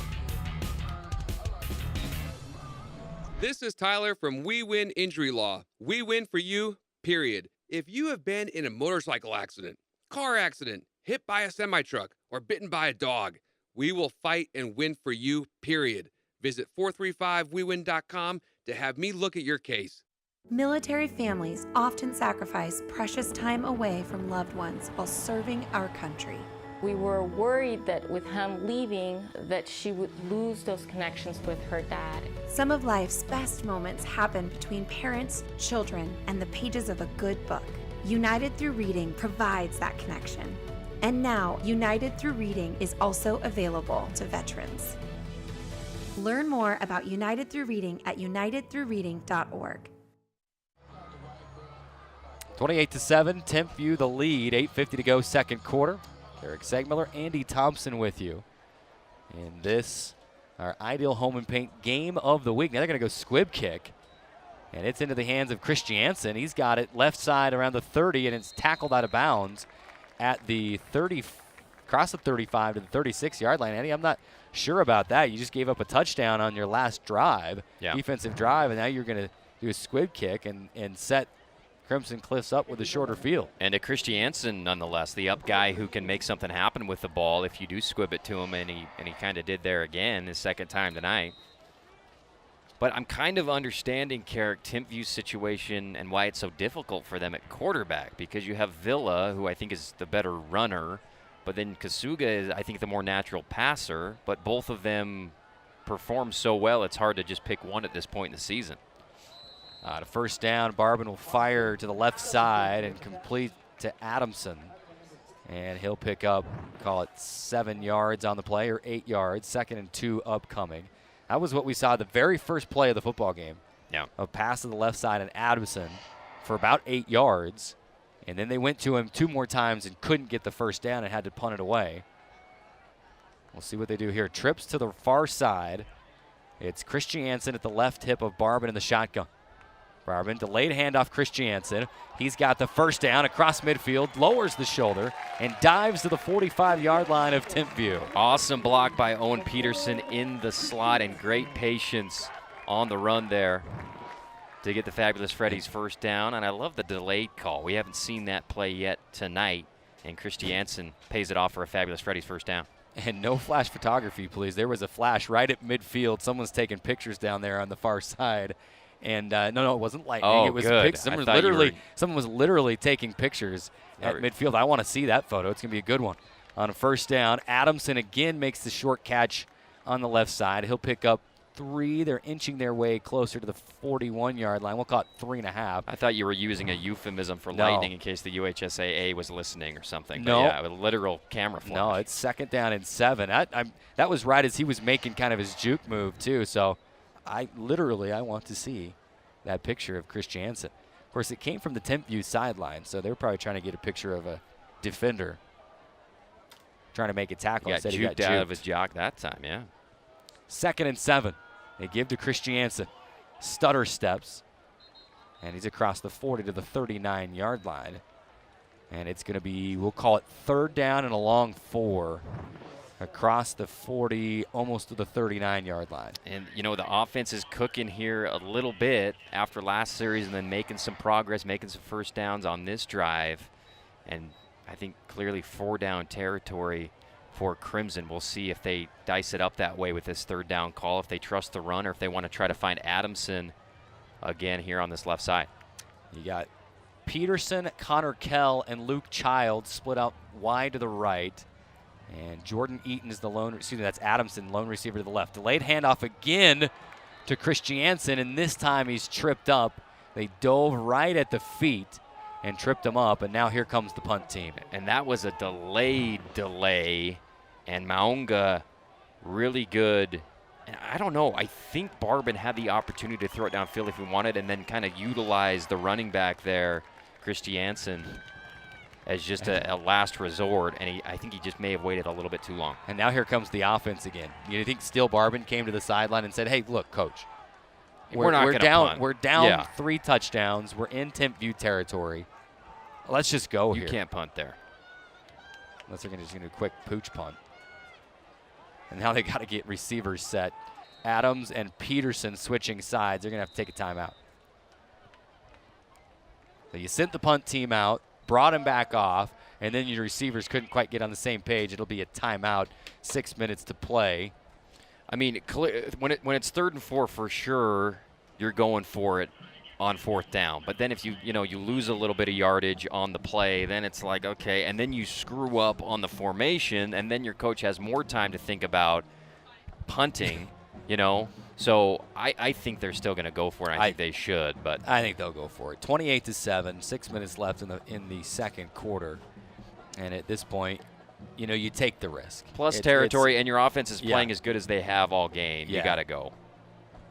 Well, the ball sits just shy of the 40-yard line, and the stick is right at the Timpview 35-yard line. You're looking at 4th and 5 or a long 4 here. Timpview back on the field, and they're having a dance party. Look at the defensive line. They're having a good time. Crimson Cliffs back on the field. They're just a quick road trip down to St. George, play a game of football. And I don't think there's any question that this is probably the best team Crimson's going to see this year. And it was Timpview that took the timeout. No so kidding. They've taken 2 timeouts now. Wow. That surprises me. Here we go. 4th down. They're going for it. Barbin will pump fake, steps up in the pocket, hit as he throws. Man is there, but he threw it just a little bit too far. Boston Adamson was open and had green grass in front of him, but Barbin was flushed out of the pocket and was on the run and just put a little too much behind it. Man, I mean, there's a flag on the play, and we'll see if Adamson got held here. But what a play call. There you go. Yeah. When you draw up such a great play where he completely bites and then the DB has to dive at the receiver, and he probably did the right thing because it could have been 6, and instead it's just 15. But what a play call, gutsy play call by Crimson. And that's not the first time this year we've seen them make a gutsy play call in a similar situation. And they scored a touchdown on a 3rd and short against Green Canyon. Yeah. Connor Kell scored. Love it. On almost the same play call. So fresh set of downs for Crimson Cliffs. Ball at the 26-yard line of Timpview. And the Mustangs take advantage. Barbin across the middle. It's Adams makes the catch.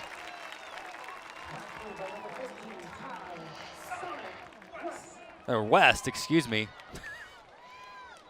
Tyler West on the catch is Adamson and West. And I just decided to throw a name out that wasn't either of them. But and West on the catch for a 1st down. Beautiful bullet throw there by Barbin to West in between some defenders. You'd think I would remember that name. He returned a kick for a touchdown last week. My apologies. I mean, it's the 3rd game of the year. Can I use the early season excuse still? Sure. I do until about week 9. First game on play-by-play this year, though, so normally I have more time to think about the names. Here's Topalian on 1st down. He's hit, but he turns backwards and keeps moving the legs, and he'll fall forward for a good 7 yards inside the 10, down to the 8-yard line of Timpview. Huge. I mean, this is the longest Timpview's probably been on the field defensively after that 4th down conversion, and they continue to march. You can run the ball in the red zone. That's a huge bonus here for Crimson as the field gets more condensed and there's less you can do throwing the ball. If you can just keep running it between the tackles, that's a huge luxury. We'll call it 2nd down and 3. And the ball at the 8-yard line. Barbin to the end zone. Adamson there. And it's incomplete. Knocked away by the defender. Good coverage in the end zone. No flags fly. And is that number 3 on the coverage? Do you Yes. want to take a shot at this name? No. It was great coverage by number 3, Ulu Lakepa. Ului Lakepa. Yeah, it's better if I just don't. Taki Ului Lakepa. Great defense. It was a well-delivered ball by Barbin. 50-50 gave him a chance, but the defender was just – Taki was just too good. I can get that name right, but I can't remember Tyler West's name. Go figure. 4:46 to go, second quarter. 3rd down and 3 now for Crimson Cliffs. You got to think going for it all the way on 4th down, or maybe kicking a field goal. Who knows? Go. They'd like to say, let's get in the end zone right now. Let's forget the field goal. Of course, they do have a 1st down available. Firing to the end zone, other side of the field, and it's incomplete. This time intended for Luke Childs. And that ball knocked away. And I mentioned he was 3rd and 3, so he didn't have to go for the end zone quite yet, but they do again, and it's knocked away. I'm surprised at 2 fade calls in a row this close to the goal line. I understand you realize you're going for it on 4th down, but if you know that and you've been able to run it a little bit, maybe you set something up on 3rd down as a run or something like that, because these guys got great athletes on the edges, and you're asking your guy to jump over them and make a great play. 2 times in a row, I guess, just kind of surprises me on fade calls. So here we go, going to go for it. There is a 1st down available across the 5 to the 3-yard line. Snap to Barbin. Has time, going to throw across the middle. Catch is made. Where did he make the catch? And he's well short of the marker. It was at the line of scrimmage, and it will be a turnover on downs. Yeah, just has to kind of throw fading away on the crossing route that's caught, like you said, Carrick, well short of the 1st down. And unfortunately for Crimson, they'll come away empty because that was a really good drive. They had a beautiful call on 4th down to force the pass interference and got the 1st down, but just couldn't punch it in there trying to throw the ball 3 times in a row. 4:32 to go until halftime. Timpview has scored on each possession of the first half, and it's going to be the freshman Kasuga back into the game. He gives to Beckstead, and he's tiptoeing the sideline, still on his feet. There's a flag all the way back at the 11-yard line. You got to think this one's coming back, but nifty running moves. Beckstead came to a complete stop, like his controller was unplugged for like a full beat. And then he kept running, and he watched two or three. Probably all coming back. 2 or 3 blue jerseys fly by him as he just stopped.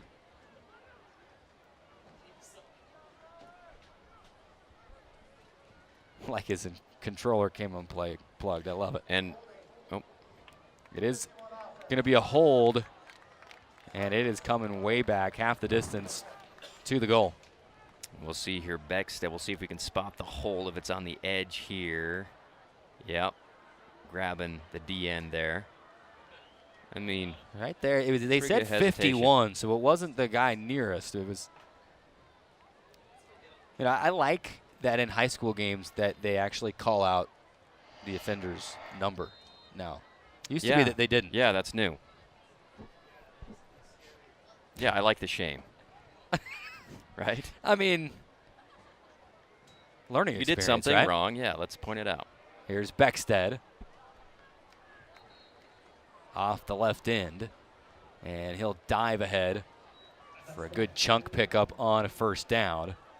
And just like that, it will be 2nd and 5 for the T-Birds.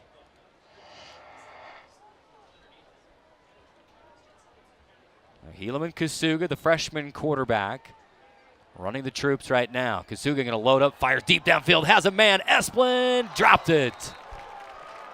Jared Esplin was there, and the ball hit him in the hands, and he dropped it. Kasuga, the freshman, he's still jumping in the backfield saying, oh, I had my guy.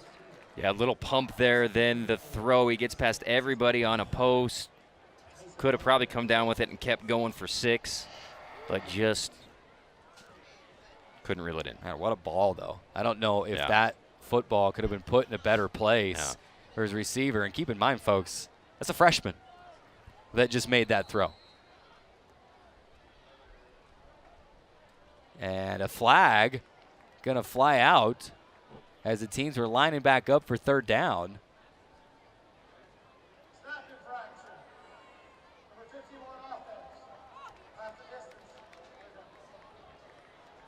It was, what did he say? Snap infraction. Yeah. Okay.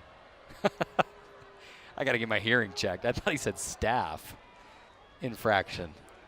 Yeah. And I thought, I've not heard that one before. Oh, a little flinchy. Yeah. Yep. Here's Kasuga going to load up, fires to the sideline. Defender fell down. Catch is made by Nakua. And it's going to be out for a first down and then some. Across the 20 to the 24-yard line.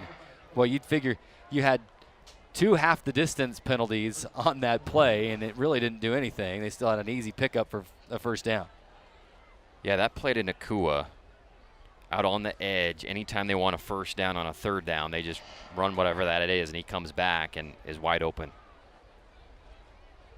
3:29 to go second quarter. 28-7. Timpview the lead. Man in motion from right to left. And Kasuga going to hit the motion man. And he's hit hard. And he's going to get the first down and an extra yard. He got an 11-yard pickup. Jackson Allred. And he is coming like a missile on this play. But once again, Timpview's receiver. Look at Nakua. He's out blocking like crazy, but a huge hit. I love seeing that. They rush back up to the line, fire to the sideline, and catch, and the tiptoe by Vaea. Goodness gracious, so many weapons on this Timpview offense. The offensive line, the running backs, and they've got like 3, 4, 5 guys that can catch anything you throw at them, and 2 extremely talented quarterbacks. Kind of is like watching Monday Night Football out here. You know, we made that. Yeah. You know, remember the Titans reference right in the pregame show. Here's Vaea. Swing pass to the right side, gets a block, and gets the edge across midfield to the 48-yard line.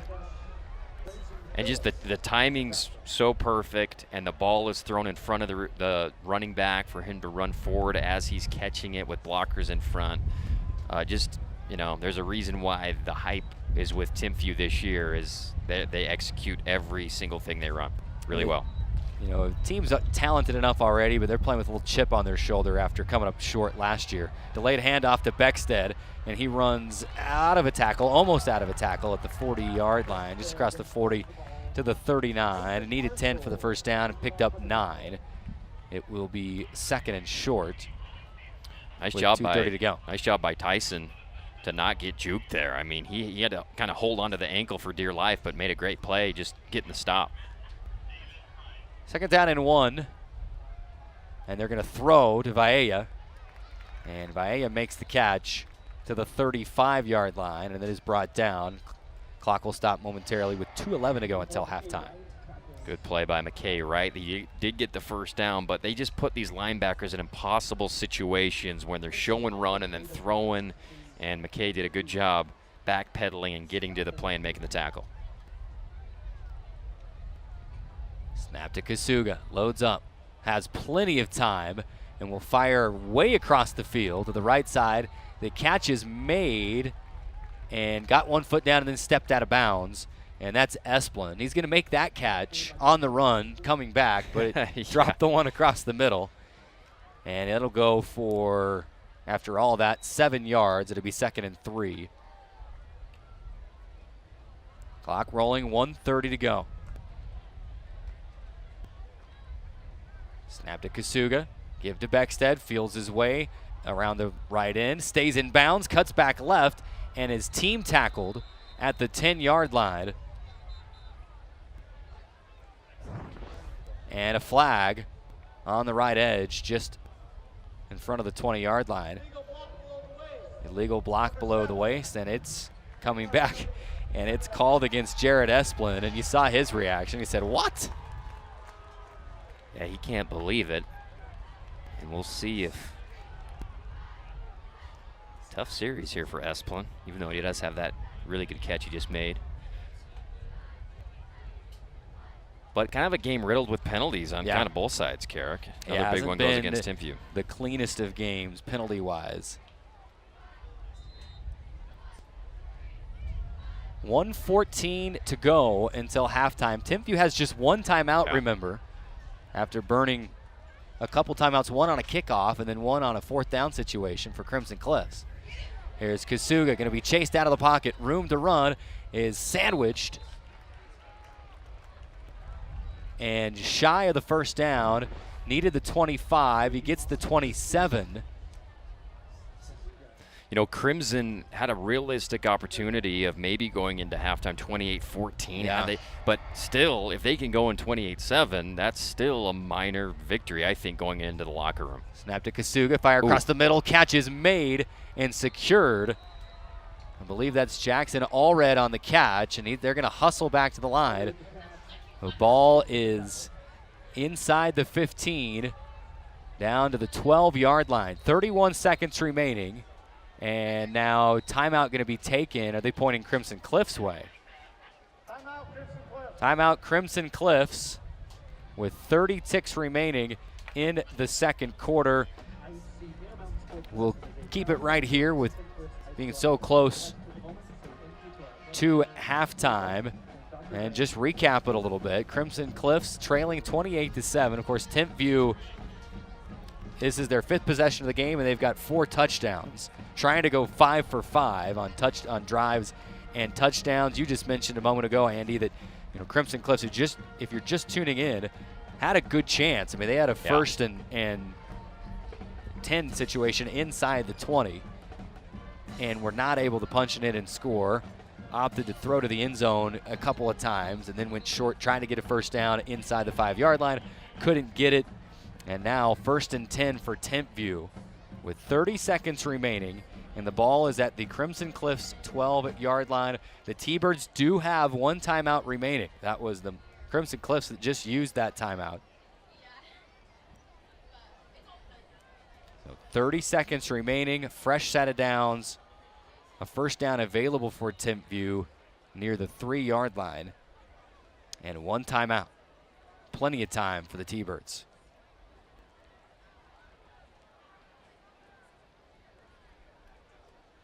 3 receivers split out left, 1 to the near side. Here's Kasuga looking, looks back right. Man is there. He catches. Did it bounce? No, it did not. Touchdown. And it's Jared Esplin. He said, I dropped the pass, I committed a penalty, but now I get to catch a touchdown. Yeah, right. And that was a worm burner. Kasuga looked left, fired back right, and it almost looked like it might have bounced. And it's going to be just out of frame there. But the referee was right there, right on it, makes the call. Touchdown, T-Birds. Post corner, Crimson sent 5, which is rare for them, to try to put pressure on the quarterback, but just a beautifully ran route there. The kick is up, and it is through. 21 seconds remaining, 35-7 up on the scoreboard in favor of the T-Birds. We'll take the timeout, come back on ESPN 97.7 FM.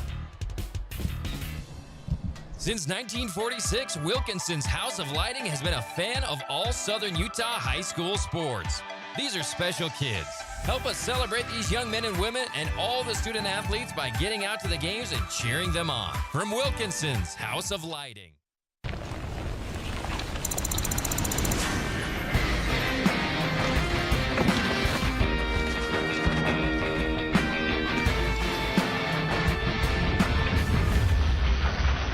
When the rush of life transforms into the rush of elation, the land of exhilaration is calling. Rise to it.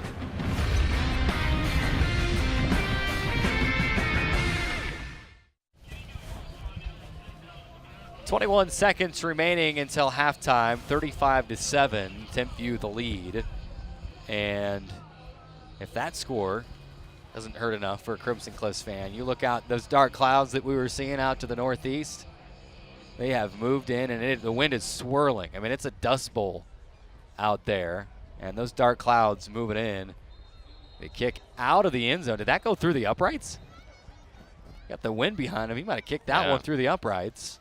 They're already up 35-7. We don't need to give him any points for that.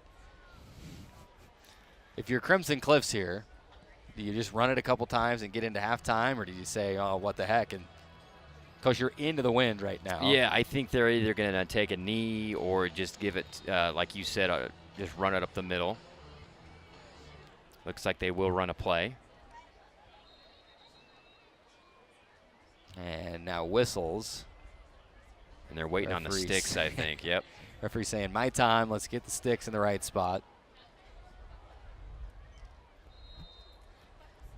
So here we go.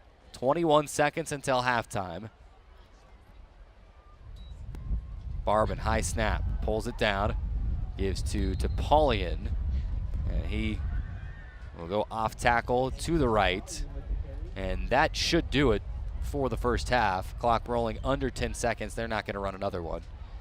And that will do it. Remind you, coming up here at halftime, going to give you some Wilkinson stats. We'll give you some Region 10 updates brought to you by Hearst Ace Hardware. And we'll break down the first half here from Crimson Cliffs as well. 35-7 in favor of Timpview.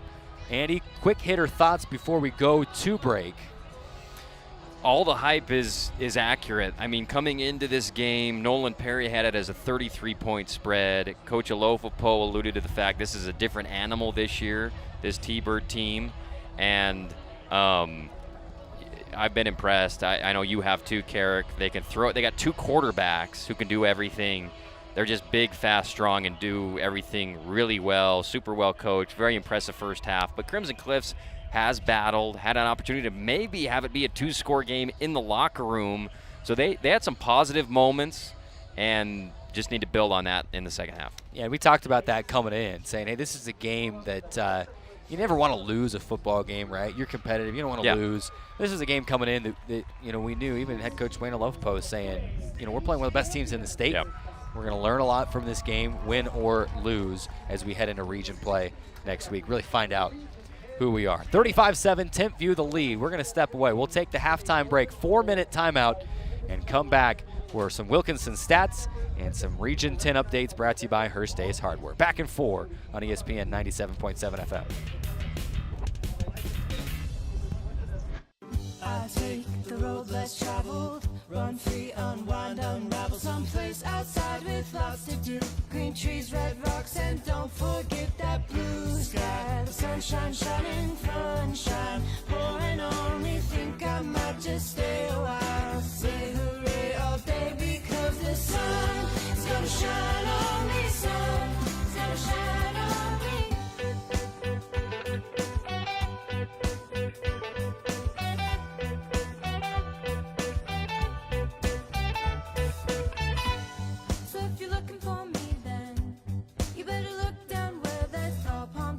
Shopping sprees, sip my ties and don't forget that blue sky. The sunshine shining, sunshine pouring on me. Think I might just stay a while. Say hooray all day because the sun is gonna shine on me. Sun is gonna shine on me. Sun's gonna shine on me. Military families often sacrifice precious time away from loved ones while serving our country. And for those with children, the separation can be especially difficult. We were worried that with him leaving, that she would lose those connections with her dad. Some of life's best moments happen between parents, children, and the pages of a good book. United Through Reading provides that connection. You can watch your mom or dad read a book to you, and it almost feels like they're really there. We ensure they remain a consistent, meaningful part of their children's lives, no matter the distance. Just seeing Jacob recognize Daddy again after a long time just melted my heart. And now, as we're facing greater isolation from our loved ones, United Through Reading is also available to veterans. Learn more about United Through Reading and download our free secure app at unitedthroughreading.org. When a crisis hits, close to home and across the globe, nonprofits are on the front lines, ready to serve. Keep coming. The demand for charitable services has skyrocketed, and nonprofits are rising to meet the needs. Healing, nurturing, rescuing, honoring, protecting, caring, inspiring. The work of philanthropic organizations of all sizes, across all missions, has never been more important. And it's donors and volunteers like you who make all this possible. Thank you. Together, we change the world. The Nonprofit Alliance.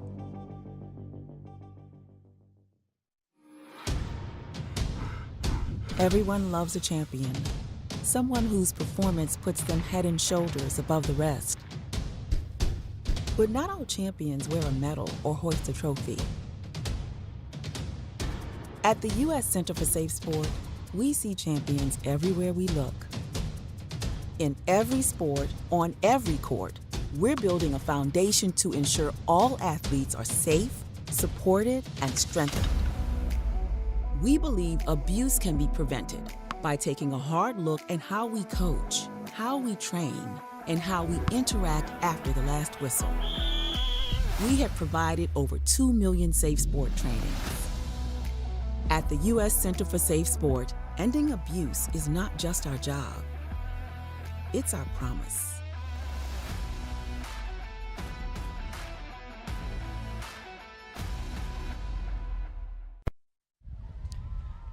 Welcome back to Crimson Cliffs High School, or at the half, the Thunderbirds lead at 35-7. Andy Thompson alongside Carrick Segmiller having fun here at Crimson Cliffs tonight. Mustangs had an opportunity to punch one in and cut it to a 2-score lead going into the break. Of course, that is assuming that they would have got to stop defensively after that as well. But, you know, what a difference just a couple of plays can make, Andy, where you're driving, and then you kind of stall out and have a chance to be down just 28-14 at halftime. Instead, you don't get in. Timpview marches down the field, scores 35-7, and that feels a lot different going into the locker room than 28-14. It does, and they put together 2 really good possessions in a row. They have the touchdown possession where Jordan Eaton made a great play, and then Barbin made an awesome play running it in. And then the second series where they came up just a little bit short, they ran the ball really well. They were getting blocks second level. Barbin was making some plays. They had that awesome 4th down call on the pitch and go that totally made the cornerback bite and got the penalty for him for the first down, but just couldn't get. They threw 2 fades in a row that were just really well defended by the Thunderbirds and just came up a little bit short. But did have some opportunities maybe to make it a little bit closer, but clearly Timpview just the more physical, bigger, faster, stronger team tonight so far through one half. Got a couple of minutes of highlights that we can show for your for the TV audience. For the radio audience, we'll just give you some of the numbers as well. I mean, you got Kasuga, firing downfield, and you mentioned the 2-quarterback system.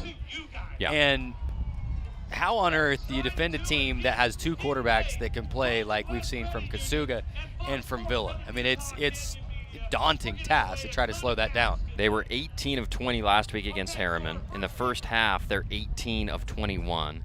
And the only ones that are incompletions is the one we just saw where Crimson Cliffs, Baker had to rip it out of the receiver's hands, as we see another touchdown there on the ground that time by Timpview. But both quarterbacks, varying styles. Villa's the running guy, as we see here on the replay, and Kasuga's kind of the more natural passer, but both of them so efficient throwing the ball and running the offense. That's why it's a legitimate, difficult decision to choose between a guy like Villa and a true freshman, a 9th grader. True freshman. Yeah, right. High school. He's that good. I mean, to have a kid that young who could really be a starter on the best team in the state potentially is quite remarkable. Of course, Desert Hills has been able to, not Desert Hills, Crimson Cliffs, their 1-scoring drive.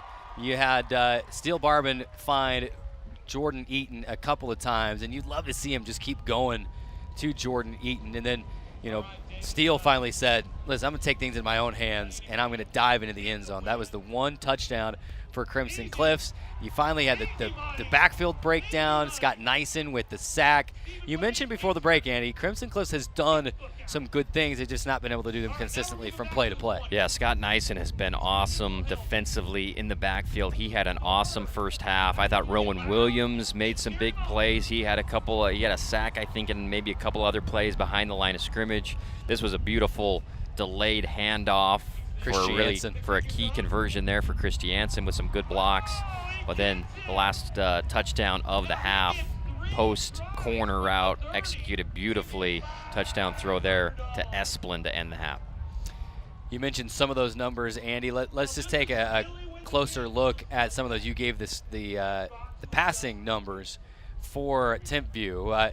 43 plays for Timpview, 309 yards of total offense, and that's right on par for a team that is averaging 614 yards of total offense per game.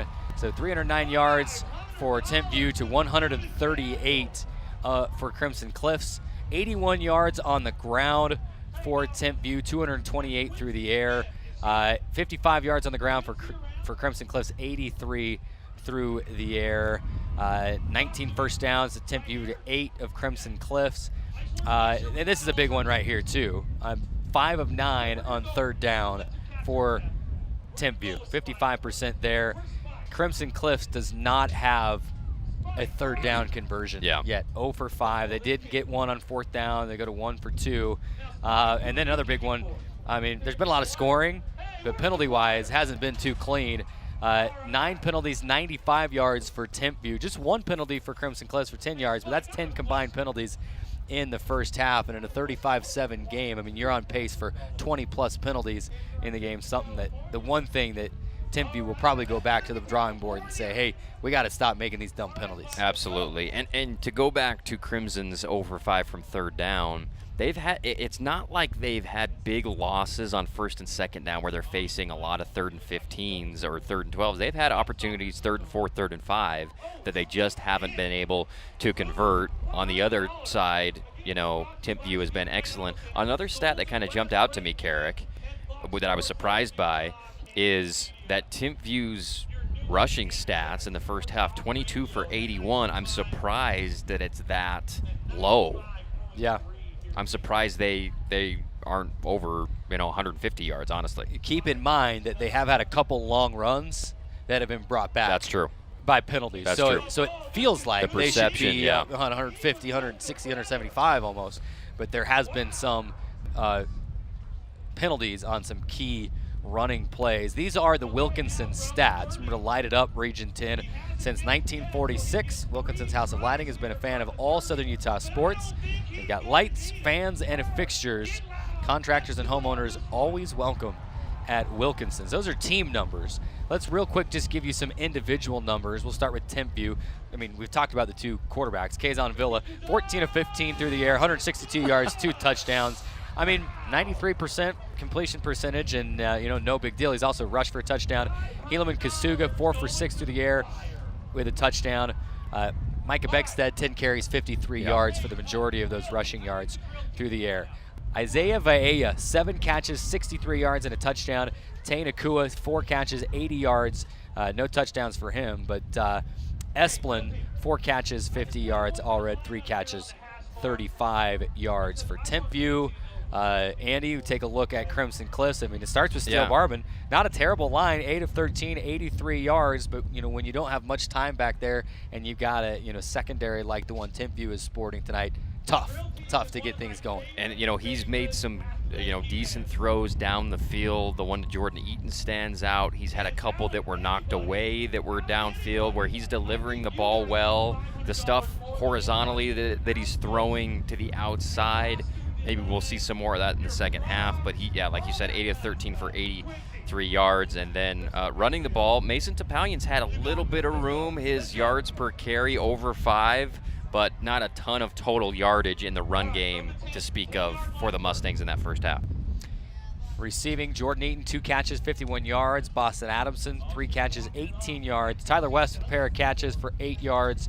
And McCord Christiansen catching 1 pass out of the backfield. Would love to see Connor Kell, get a couple more targets in the second half. He's probably one of the guys on top of the scouting report for Timpview. They've done a good job making it difficult for him to get anything open, but would love to see them get him the ball, handing it to him, throwing it to him real quick or whatever. He's one of their playmakers and needs some touches for sure. Rowan Williams leading things defensively for the Mustangs, about 7 tackles and a sack for Williams, and then a bunch of other guys can 4-3, 3-2 from there. 35-7, those are your Wilkinson stats. Timpview the lead. Let's take a quick 2-minute timeout. We'll come back with some Region 10 updates brought to you by Hearst Hardware, let you know what's going on elsewhere in the region. 2-minute timeout and back with more on ESPN 97.7 FM.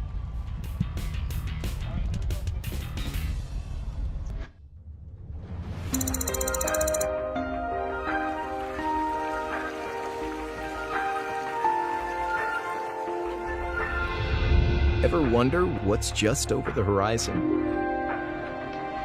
You should. The land of exploration is calling.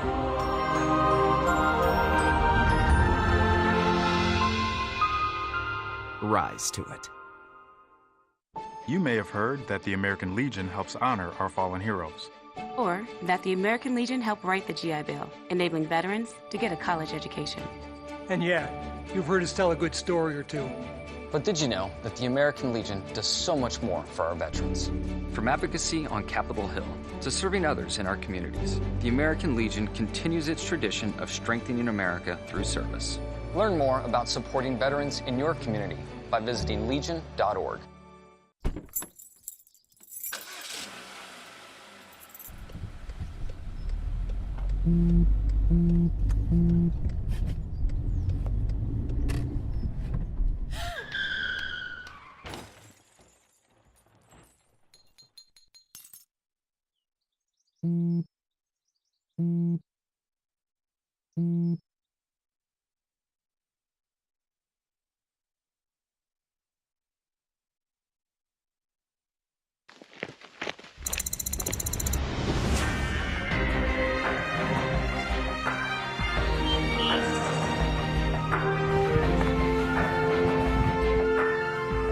Sometimes your surroundings make you feel a little more, well, like you. The land of vision is calling.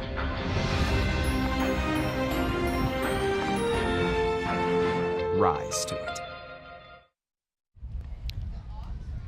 35-7, your halftime score at Crimson Cliffs High School. He's Andy Thompson. I'm Carrick Segmiller, and we are along for the ride tonight as Crimson Cliffs going to try to battle back into this one in the second half, but not the only Region 10 game going tonight. Andy, let's go through if I can find the right tab on my computer. I have about 57 tabs open right now from game prep and stuff this week, but we'll find the right one. Let's give you some scores around the region. Cedar is hosting Canyon View in that rivalry up in Cedar. They had a lightning delay, so they're late just in the first quarter. 7-0. The Reds lead it midway through the first quarter there. No score update from Snow Canyon yet unless you have one. That game started late at 8 o'clock because of some transportation issues on the way down from Ridgeline. So I don't see a score report. We'll stay tuned for that one. We'll try to get you a score there. Pineview trailing Salem Hills 14-7 at the half. That game is close. 14-7. 14-7. Okay. Salem Hills the lead at half. All right. At halftime up in Spanish Fork, the Dons have a 14-6 lead over Desert Hills.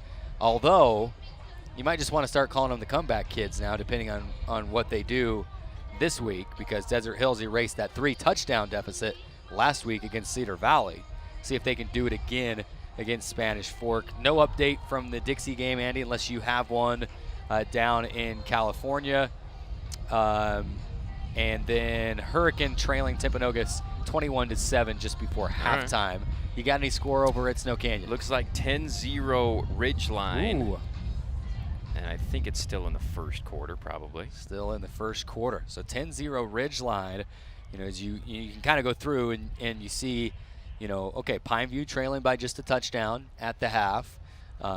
Improvement like we expected to see from week one. Yep. you know, we'll see what happens with this Snow Canyon game and how it plays out. I got to be honest, I was shocked that Snow Canyon did not score last week. Yeah. And now down 10-0 early in this one. You saw the way they rolled in week 1. You thought, okay, here we go. Yeah, I chalked it up. The issue with Snow Canyon is, okay, we had no idea how good Northridge was. It turns out they lost week 2 by a ton as well. Right. They go and play an Arborview team who's well respected in Nevada and plays in a really tough conference, and they're big and strong and all that stuff, and you almost beat them, but you give up a late touchdown, but your defense is stout and plays really well. And then Ridgeline comes into this game 0-2, but they've lost to Stansbury and another good team that escapes me right now, and we know they're always good. So this is the first chance, I think, for Snow Canyon to really get an accurate reading on how good they are this year.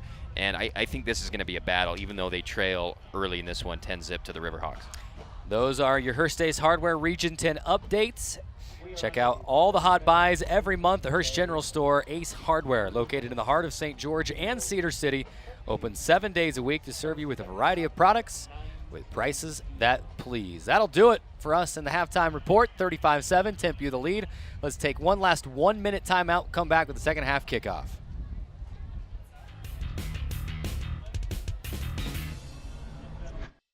I take the road less traveled, run free, unwind, unravel someplace outside with lots to do. Green trees, red rocks, and don't forget that blue sky. The sunshine shining, sunshine pouring on me. Think I might just stay a while. Say hooray all day because the sun is gonna shine on me. Sun is gonna shine on me.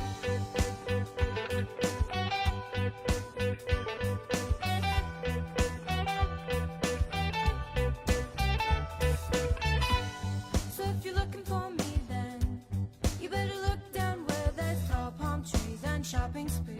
Sip my tires and don't forget that blue sky. The sunshine shining, sunshine pouring on me. Think I might just stay a while. Say hooray all day because the sun is gonna shine on me. Sun is gonna shine on me. Sun's gonna shine on me.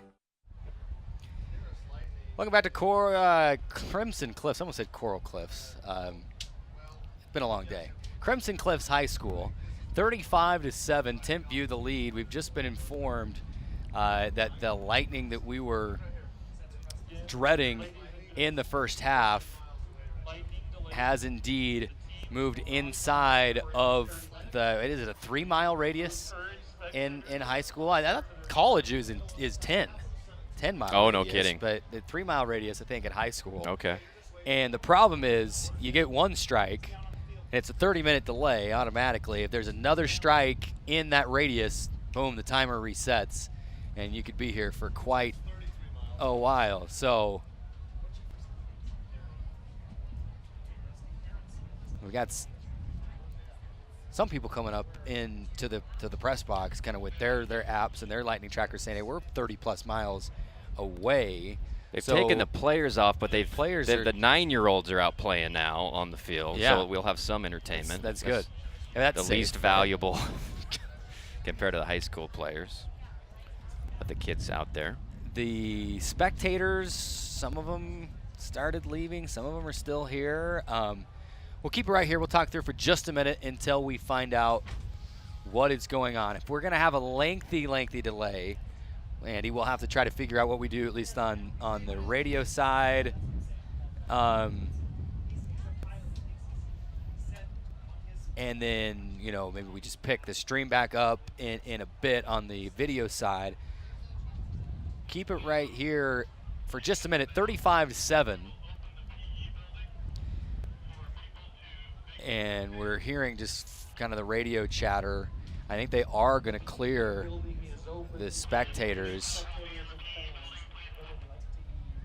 And let's do this. Let's go ahead and we're going to let's throw it to a 2-minute break. Just for now, I believe we can send it on the radio side over to KDXU and pick up our coverage of the Snow Canyon game. We'll figure out what to do on the video side. Let's take a quick break, and then we'll get this all sorted out depending on how long this is actually going to be. 35-7, your halftime score at Crimson Cliffs. We'll toss it back to the studio, and we'll get this thing figured out, give you coverage, bonus coverage of Snow Canyon and Ridgeline.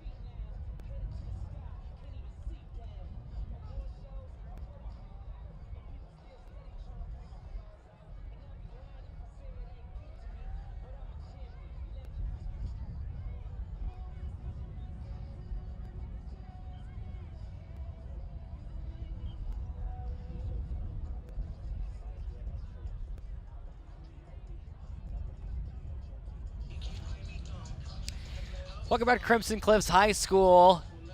Gotta love lightning delays, right? That's 2 weeks in a row with a lightning delay here at Crimson Cliffs. Of course, pregame last week had a lightning delay. Luckily, it was only a 30-minute variety. You know, they set the 30-minute clock once, and we were able to get through it. And I'm not sure, it probably wasn't that much more here, but teams have been out warming up, and we are just about 56 seconds away from their warm-up clock expiring and getting back out on the field and playing the second half of football.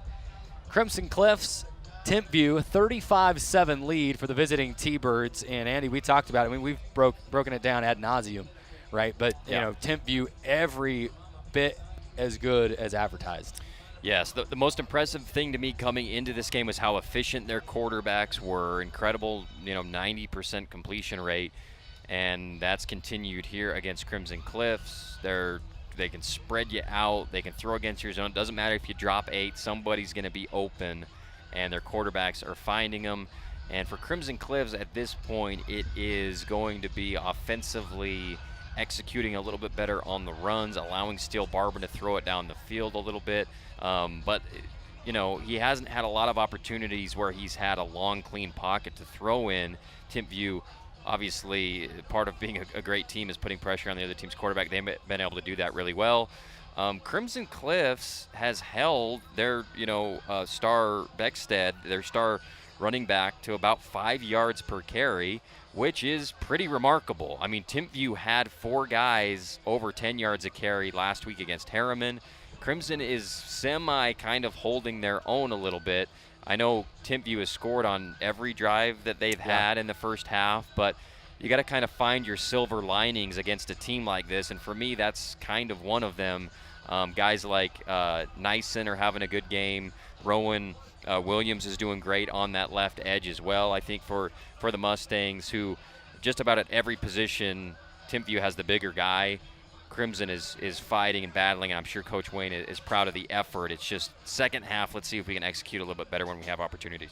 Well, and let's not forget, too, you go to the stats and you see Timpview 5 of 9 on third down conversions. So that's 9 times that Crimson Cliffs has forced Timpview to a third down situation, but they just haven't been able to get off the field. Crimson Cliffs will kick off to start the second half, and it is fielded right at the goal line. They will allow a return and brought out to the 20-yard line, so could have let it go into the end zone.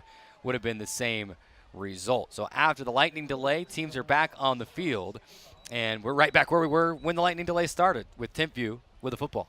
Yeah, there's Nakua on the return, having a great game out at the receiver position, catching a bunch of passes, but also blocking really well. That's what I've been really impressed with, all the Timpview receivers, their commitment to blocking in the run and pass game.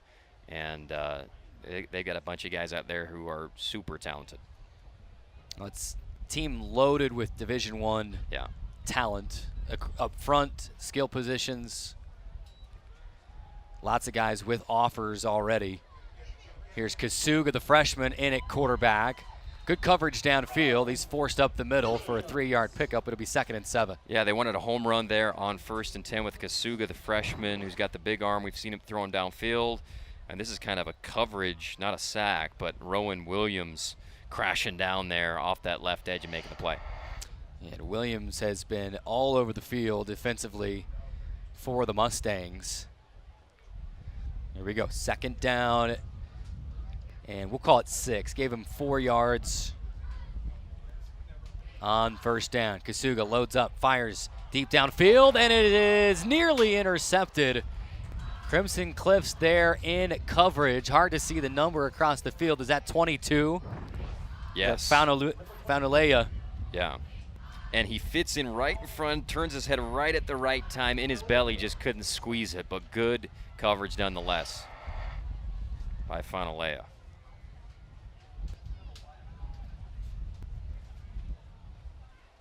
11:06 to go, 3rd quarter, 3rd and 5. Can Crimson Cliffs force a punt? There you go, end around, right side, and he stopped right at the 30. He needed 5, got 5, and that's Vaea once more. And he's been everywhere for Timpview tonight. Yeah, reach play. For a second, it looks like Rowan's going to get the containment to push him back in, but just gets blocked really well, pinched inside, and that allows Vaea to get the Fabulous Freddy's first down and continue the drive for the T-Birds. And once again, Crimson with a chance to get off the field and just comes up a little bit short. Yeah, Timpview now 6 of 10 for 60% on third down conversions, but movement up front on first down will move the T-Birds back 5 yards. Crimson Cliffs is saying, can we make it third down again? Can we just go back and replay that last down? The same spot. And this is what's got Timpview. I'm sure their big focus at half was like, look, you guys are dominating, but way too many flags. 10th penalty of the game for Timpview. Kasuga pass may have been tipped and it's dropped. Crimson Cliffs player was flying at Kasuga. I think he got just a finger on it. Came out kind of wobbly. And it does fall incomplete. Yeah, sending a fourth guy here. It's Brayson Phillips off the edge, getting his big mitts up there and making it a wobble ball. Incomplete. Nice job by Phillips. Our Intermountain Sports Performance Star Watch player, he and Jordan Phillips tonight. Been training Region 10 athletes for close to 20 years here in Southern Utah. Here on second down, Kasuga fires across the middle, tipped and into the hands of Vaea. How did he make that catch? A slight tip, but it goes right into the hands of Isaiah Vaea. And it's a big gainer across the 50 down to the 46-yard line of the Mustangs. And they put Vaea everywhere, this time in the slot, just running down the seam on, I think, 3 verticals there. And they pinch it into him. I mean, that was a great concentration catch by Vaea. 10 minutes to go. Blitz comes. Kasuga able to run away from it. Fires to the sideline and knocked away by the Mustangs. Tyson Marshall coming in. He had a great end of the first half, making plays, tackling people. This time, he breaks on this ball. Good late pressure there by Crimson, flushing quarterback out of the pocket. Then a great pass defense there by Tyson. And what a throw on the run by the freshman. I mean, pressure comes. He's able to fire it only where his guy can get it, if anybody. And, Marshall's able to make the play and knock it down, but there's no way he could have picked that off. Second down and 10. Kasuga feeling pressure again. Rolls out to his left. Again runs away from it. Ball is batted down and incomplete. And I believe we're going to have a hold in the backfield as well. So now decisions. If it does end up being a hold. And already in this first series, as we anticipate the call here, but we're seeing Crimson being more aggressive at sending a late linebacker at the quarterback, where Kasuga's having to run around more than he did the whole first half because they're sending numbers at him. And good job chasing him around and making it difficult for him to make completions here in this first series. Official will discuss with head coach Wayne Alofapo. It is holding. And they're going to take the penalty. So now it's going to be second and close to 20 instead of being third down and 10. They are able to get in the backfield better than they were in the first half. And that was Parker Andrus in pursuit on that last play. So they'll move way back inside the 40 to the 39-yard line. Clock rolling, 9:40 to go in the third. And a 4-man front I think this entire series for Crimson out of the locker room. First half it was all 3-4, and now they're showing 4-3. And offsides, encroachment on Crimson Cliffs as they line up. We're going back and forth, back and forth. Coming into the second half, Crimson Cliffs had only committed 1 penalty. That's just their second of the game. 11 penalties now for Timpview. We'll see if Crimson sticks with pressure. It looked like they were blitzing a linebacker there, too, on second and long. Don't want to allow the receivers enough time to get downfield. 35-7, and now movement pre-snap again. And it's going to be a false start. You get 5 yards, and you get 5 yards, and you get 5 yards. Yeah, quite the do-si-do they've got going on right here. This is a hard shift on Crimson to try to maybe induce that flinch by the left guard, and it worked. So second and 21 once more. And we finally get a second down snap, but give to Beckstead. Stops at the numbers on the right, cuts it back inside a little bit, and he'll get down to the 48-yard line. It'll be a big third down here for Crimson to try to get off the field for the first time today without giving up points. Line to gain is the 37. Here's Kasuga, loads up, fires sideline, catch made. Where is he? He's short by 1 yard. Needed the 37, got the 38 across the 50 into Mustang territory. Do they go for it? And they're going to rush back up to the line. And it's a 4th and 1.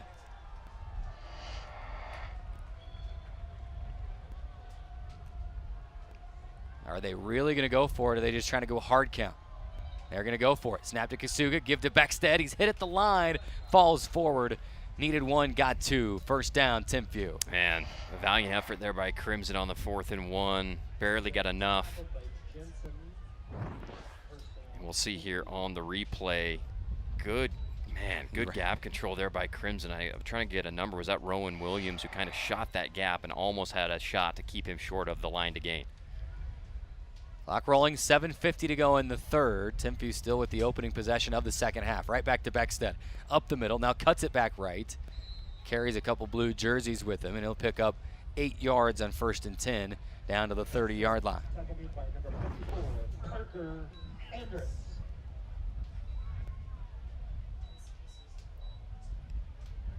When all else fails, give it to Beckstead and let him take care of business. Yeah, big physical back for the Thunderbirds. Now second down, Kasuga to the outside, incomplete, intended for Beckstead, and Jordan Phillips made sure he got his money's worth. Got a lick in on Beckstead. And I like, once again, Crimson sending people. I mean, they had kind of 4.5 there on the snap coming at him, and it was Scott Neeson who was breaking through and may have forced a rush throw on the wheel route there, and an incompletion, and right away another third down opportunity here for the Mustangs. Clock stopped, 7:11 to go in the third, 35-7 still to score. Kasuga, handoff, Beckstead, off tackle left side, cuts it back up inside, needed a long 2, and it looks like he got just that. And no official signal yet, but judging by where the referee is standing, are they going to say he's just short? 4th and inches. Here's Beckstead. Whether it was 4th and inches or first down, Beckstead goes for 5 or 6 yards off the left side. If you're Timpview, you kind of want to know what down it is before you run that play, but they were in hurry up and didn't even allow the refs to get the chains still haven't moved. I mean, nobody knew. Did he get the first down? Was it first down? Should it be 4th down? They're still figuring it out. The referees kind of just let them bulldoze through any communication there. And now they're just going to say, you know what? Just move the sticks to where we are and let's go. So should be second down then. Are they going to say it's first down? I think Timpview's going to get an extra down out of this.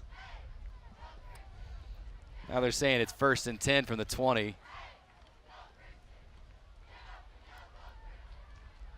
Here's Kasuga, lob to the end zone, and it is incomplete. Diving catch tried to be made in the end zone, and it's at Nakua coming up holding that. He's that right arm just dangling to the side. He's not moving it at all. And in a 35-7 game, that's not what you want to see, one of your better receivers. And he came down right on the elbow and the shoulder. And great effort by Nakua. It looks like he's still out there. And I've been impressed with Baker on an island with Nakua. I know they've hit him a bunch of times on the 10-yard stuff, but down the field, Baker's turned his head and made a lot of good plays. Here's 2nd and 10. Kasuga to the end zone. Nakua touchdown. He says, I'm fine. Stop talking about me landing on my shoulder. That time, go score a touchdown. Yeah, I mean, just a one-on-one situation. This time he fakes out, goes in on a post, and wide open for a touchdown. Well-delivered pass again. And they send 5, a little bit of pressure relative to what they have gotten in the first half, but Nakua gets an easy one there. So the PAT is up and is through. 42-7 your score, 6:28 to go in the third. We'll take the timeout, come back on ESPN 97.7 FM.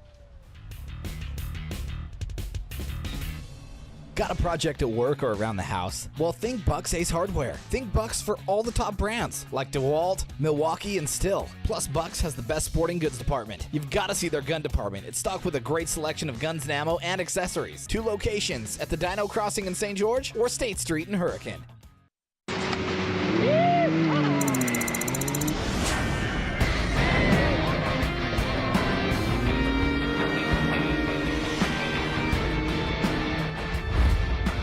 Maybe the rush of adrenaline has nothing to do with revolutions per minute, or the weightless gasp as you crest the hill. The land of adrenaline is called. Rise to it.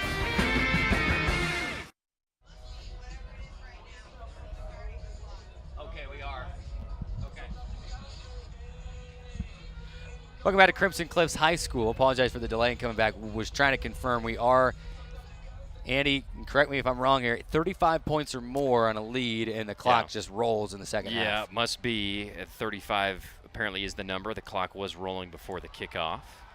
And here's West on the return. He started on the right side and angled it back left, and then is taken down by the face mask and thrown to the turf by Kinnan Pula. And that'll tack on 15 to the end of the run, so they'll be out close to the 45-yard line after that.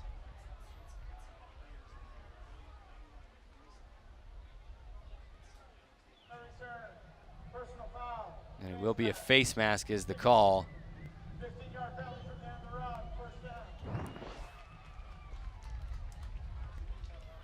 The Crimson Cliffs will start at the 45-yard line. And that is penalty number, it's 12 or 13. We'll see how fast these stats update for us. Crimson coming off their 2 best offensive series of the game to end the first half. First one of the second half. Here's Barbin. Give it to Topalian. And he looked like he had the edge, but it was grabbed by the back of the jersey and just tugged down, and a pickup of just 1. Good job there by Pakahonga, scraping off as the linebacker and filling that off-tackle spot. Looked like he had some space, but it closed up quickly there. Getting to his, grabbing his pants, slowing him down. Second down and 9. All to the 46-yard line, 5:18 to go in the third. They'll give end around right side of Topalian this time, and he is met by a brick wall in Siale Acera. And Topalian makes a great move here, but Acera adjusts to it like a cat and puts a licking on Topalian. And according to 24/7 Sports, Acera is one of those guys with multiple Power 5 offers on this Timpview squad. I counted up to 15 P5 offers already for Acera. Word on the street is leaning maybe to committing to BYU, but has not committed anywhere yet. 4:40 to go, a big third down here. Barbin with time will fire to the left side of Topalian, and it's knocked away, incomplete. Man, Matthias Lisa makes a great play there. Awesome recovery because he looked open. Looks like there's a flag on the play. And it's holding. They're going to take the penalty. Would have been fourth down. They're going to take a penalty and give him an X down. Or are they going to decline like they'll shake it off. They're going to penalties decline. As Crimson Cliffs, I'd probably just go for it at this point. But they are going to punt away. Fake it, right? I mean, I'm no fun to play Madden with because I never punt. Right.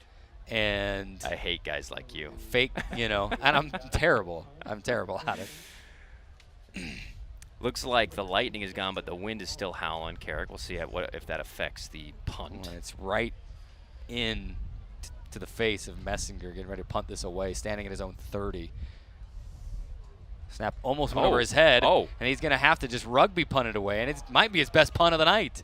It's going to bounce and take a Mustang roll. Now it's angling back to the 25, and it'll be down at the 24-yard line. Had one week 1 that was snapped over his head. That one almost did. He was able to bring it down and roll out and rugby punt it. Nice to have an athlete as your punter who can make a play like that. Goes up, runs, dodges a guy. Nice move. You might have just, figured out what you need to do on those situations from now on. Just rugby-style punt. Yeah. Let him roll out and boot it. 3:30 to go here in quarter number 3. Clock is rolling. 42-7 is the Timpview lead, and here goes Villa. He's got the sideline across midfield and tackled out of bounds near the 40-yard line by Fehi Fanelua. And he was in a little alley here. It's basically an Oklahoma drill in a real game, and you'll see just a little subtle move inside that gets the linebacker out of his way, and then nothing but green grass ahead of him. Stopped officially at the 41-yard line in Crimson Cliffs territory. 42-7 your score. And the T-Birds content to just take their time offensively before they snap the ball.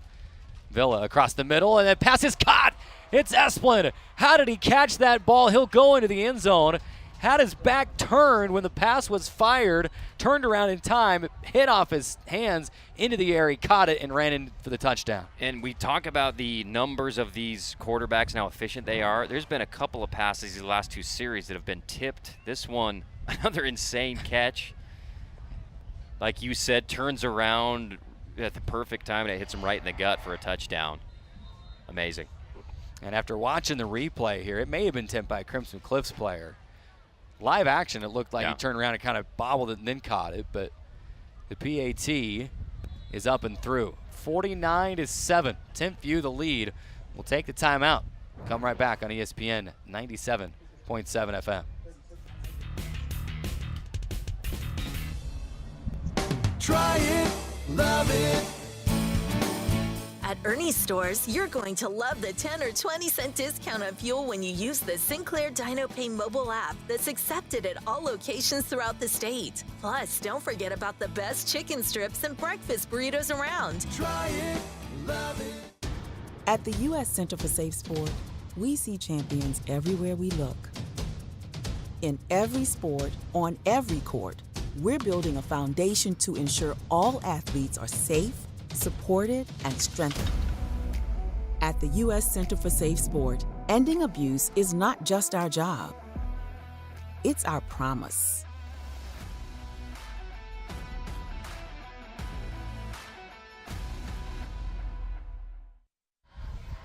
Back in play, the kickoff going to go out of bounds. And the clock will stop momentarily at the 2:24 mark. So the ball will be brought out to the 35-yard line. And that is where Crimson Cliffs will take over. And that's the 14th flag of the day tossed against Timpview. They're not careful. They might catch up to their point total.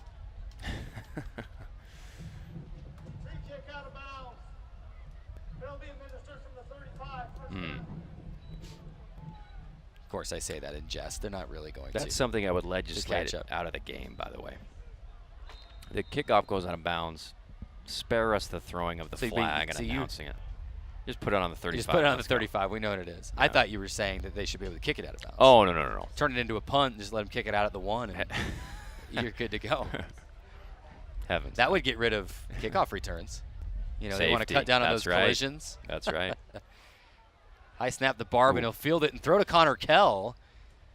His first time he's been targeted today, and he makes an acrobatic catch. He's going to go for no gain. He threw it right to the line of scrimmage. Barbin had to make a great catch. I wasn't sure if he had the laces when he threw it, but it looked like he did get them, but just had to kind of speed throw it and didn't get a great throw on it. He said, I'll forget it. I'm just going to throw this ball upside down. That's right. Second down and 10. Still at the 35, and they're going to try to do a little sweep in front of, a little touch and a quick little toss from Barban ahead to Kell, who was in motion, and Kell just never was able to come down with it. Well, and Barban never had full possession either. Fumbled it, recovered it, and it's a loss of 5 yards, and it'll be 3rd down and 15 for Crimson. Yeah, it should be. Oh, and you're right. Kind of tapping it you're forward. Right. That's should usually be a pass. A forward pass. And that's what they're going to do. They're going to bring it back. Yeah. That's absolutely right. That, a lot of people want to refer to that as kind of the jet sweep that, but does go in as a pass. It's a smart way to do it in a situation like that where, well, it was just kind of an awkward attempt, obviously, but still he's tapping it forward. But it just looked like the snap was a little too high again. That's right. Just a little too high. 3rd down and 10 for the Mustangs at the 35-yard line. Here's Barban, gets this one clean in his hands. Pressure comes, and he's just going to have to either get rid of this one. He escapes the defender and finds his guy out of the backfield, and a flag flies from about 40 yards away. It was Christiansen who made the catch and is stopped short of the 1st down. And that flag fell at the 21-yard line. I think it was thrown from about the 50. It looks like it'll go against Crimson, and Timpview probably going to just decline it. The ref's trying to get the coach's attention, said, hey, do you want to decline it? So a block in the back, and they are going to decline it, which means it's 4th down.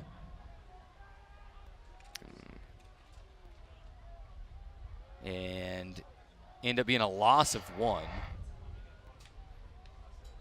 because Barban was so far in the backfield. And that pass almost got him back to the line of scrimmage. And now going to punt away again. Messinger standing at his own 19-yard line, and Jackson Allred standing to return it at the 40.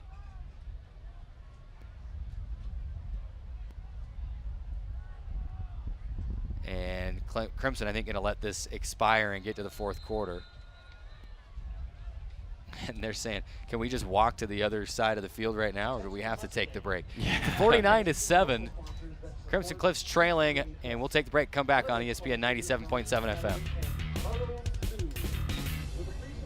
Fabulous Freddy's is the locals' choice for a full-service car wash. It's fast. Have your car washed in just 20 minutes or less. Fabulous Freddy's always keeps it clean inside and out, with 2 Southern Utah locations, as well as in Vegas, Lehigh, and Sandy.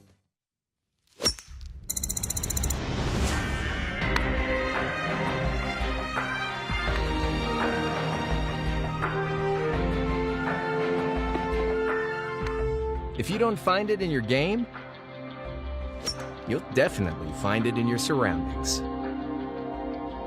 The land of distinction is calling.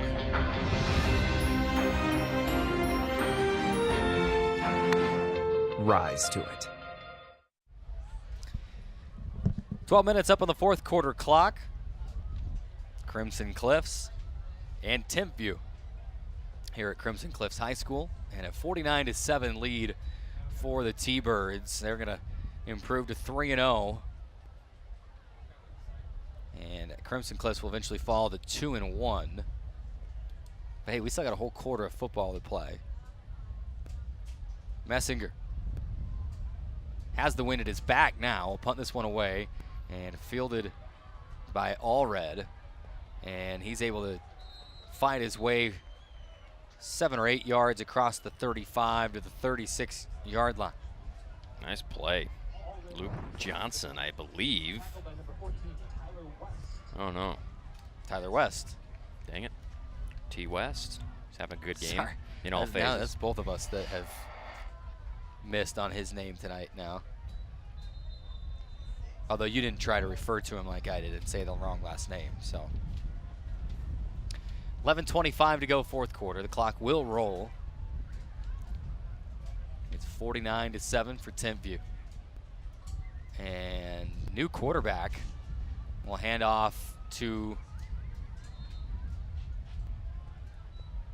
new receiver in there. It's Isa Galale. Probably said that wrong. I've been practicing a lot of these other ones, but that name did not pop up in my prep and in my practice throughout the week. Looks like Brigham Richards. Is that who you have? Number 12, Number 12, quarterback. Brigham Richards in at quarterback.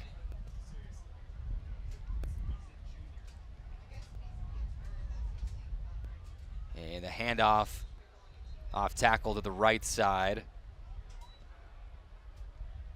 Taniela Macassini.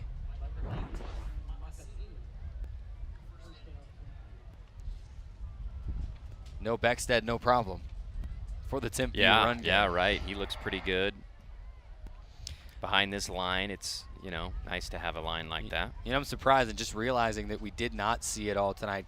Kervin Tuaone has been the number 2 back for Timpview. Perhaps was out tonight. I'm going to go right back to Macassini. Same spot, off tackle to the right. Picks up 3 yards, 2nd down and 7. Upcoming. Nice play by, I believe that's Brooks Jensen.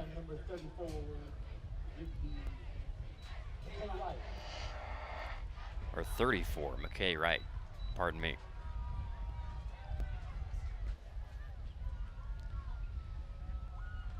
Second down and 7 upcoming. You know, we got some trivia we need to get to. Oh, that's still. right. So this quarter will be Let's do it. Misdirection, and they'll hand off to Macassini, and he's stopped. Score update, Cedar 28-14 over Canyon View. Ridgeline early 4th quarter, 17-0 over Snow Canyon. Warriors in danger of being shut out in back-to-back weeks. It's gone final over at Pineview. Salem Hills 35-14 over the Panthers. And it has gone final in Spanish Fork. 26-13, Desert Hills suffers its first loss of the year. That's amazing. I did not expect that outcome at all. That might be the most shocking to me of all those scores. Here's Richards, and he's going down. Brigham Richards sacked in the backfield, and for the first time today, Timpview will jog out the punting unit.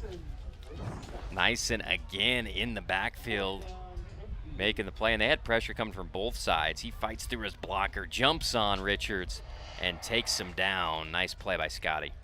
Late 4th quarter up at Timpanogos, 35-22, Hurricane trails. Good game, better than last year. It was 64-34, I think, last year. Hurricane played a lot better last week against Moapa Valley than week 1. And the snap over the head of the punter. He comes down with it, and he's going to be brought down at the 15-yard line. And Crimson Cliff's going to be in business to try to punch one in here. And I think that was, among others, Brayson Phillips chasing him down after a bad snap. The punter almost made a fantastic one-handed grab, but couldn't come up with it, and was still able to almost get away and try to get a kick off, but he was brought down at the 15-yard line. Now 1st and 10 from the 15 for the Mustangs. Try to take advantage and punch one in here late. 7:42 to go, 4th quarter. Snap to Barbin, up on his tiptoes, dumps it to Christiansen out of the backfield. And he gets 9 yards, needed 10, got 9. So it'll be 2nd and 1. Nice pitch there from Barbin. Was considering throwing it out to the flat, but I think made the right decision. Going back to the middle for a good game. Clock rolling, 7:03 to go. Of course, for Region 10, region play starts next week. Give you a little preview of those games. Pass to the end zone. It is caught on a touchdown. Crimson Cliffs, and it is Tyler West. Barban took the snap, and West was right there waiting for him in the goal line, and he fired it strike for the touchdown. Beautiful out route right by the pylon. Great timing between these two, and West takes a big hit, holds onto the ball, and gets a big-time score there here in the fourth for the Mustangs. 49-13, PAT pending with 6:42 remaining.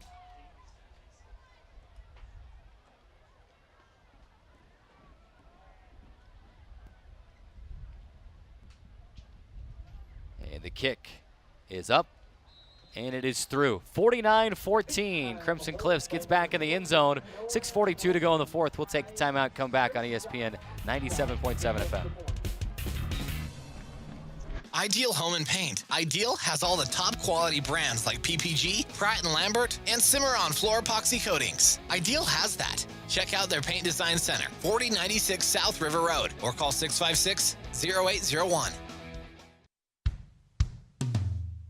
Hey world, I have a quick message. It's about safe driving. All right, let's go. Anytime you're driving, have the seatbelt buckled tight, both hands on the wheel and your phone out of sight. When not in your hand trying to text somebody back, because if you do, your car might get smacked. The moral of the story, just put your phone down. The people on the road will stay safe and sound. Put your phone down, put your phone down. People on the road will stay safe and sound. Yeah.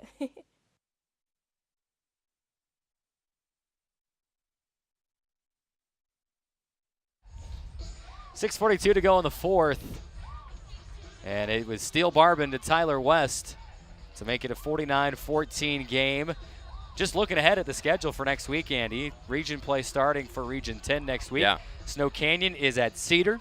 Pineview is at Hurricane. And Crimson Cliffs at Desert Hills. Week 1 in Region play. That, you know, as we see a touchback, yeah, that's going to be a great matchup right off the bat. I'm shocked at Desert Hills going up on the road losing to Spanish Fork. I don't have any of the details of the context of that game, but just the score is shocking. Hurricane Pineview, that could be a great battle, honestly.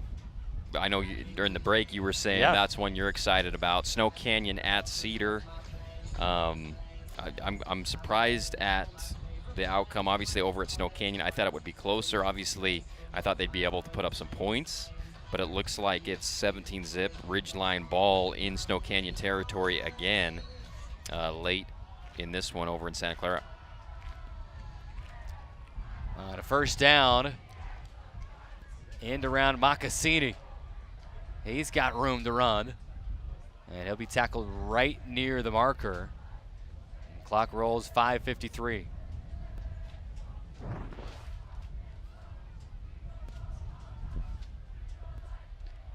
Good job on the edge. Just nobody there to set the edge for the Mustangs. And they do give him the first down. Yeah.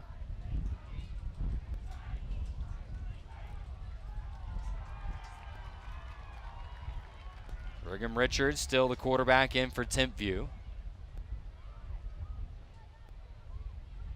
And he'll hand off. Mocassini again hurdles the defender. He's got the sideline, cutting it back inside of the 40, still on his feet, 35.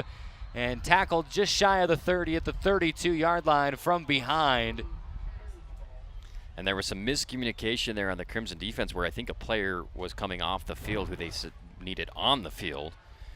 And so they may have been playing with 10 here. Playing with 10 men. And nice little skip there by Mocassini. Someone got a red card, huh? Yeah. Oh, sorry, wrong sport. Yeah, right. Wrong sport. Bad joke. 5 minutes remaining, fourth quarter, 49-14. Timpview the lead and back into Mustang territory. Richards, delayed handoff. Mocassini again. He's got room, first down yardage and more off the left side. Tackled at the left hash mark after a pickup of 10 yards down to the 21-yard line. This guy's running like he could go start at running back at a lot of other schools. Well, it's, you know, I was just thinking that. Not to go on and on about how awesome Timpview is, but it's hard not to. It's like when Bama's, you know, you see their third or fourth running back and he's in the NFL, you know, the next year. Yeah, didn't play it all that year, but he's in the NFL. That's right. Because he was third string at Bama. 4:18 to go. They're going to go jet sweep right side to Galeo. And he's tackled for loss. Couldn't quite turn the edge.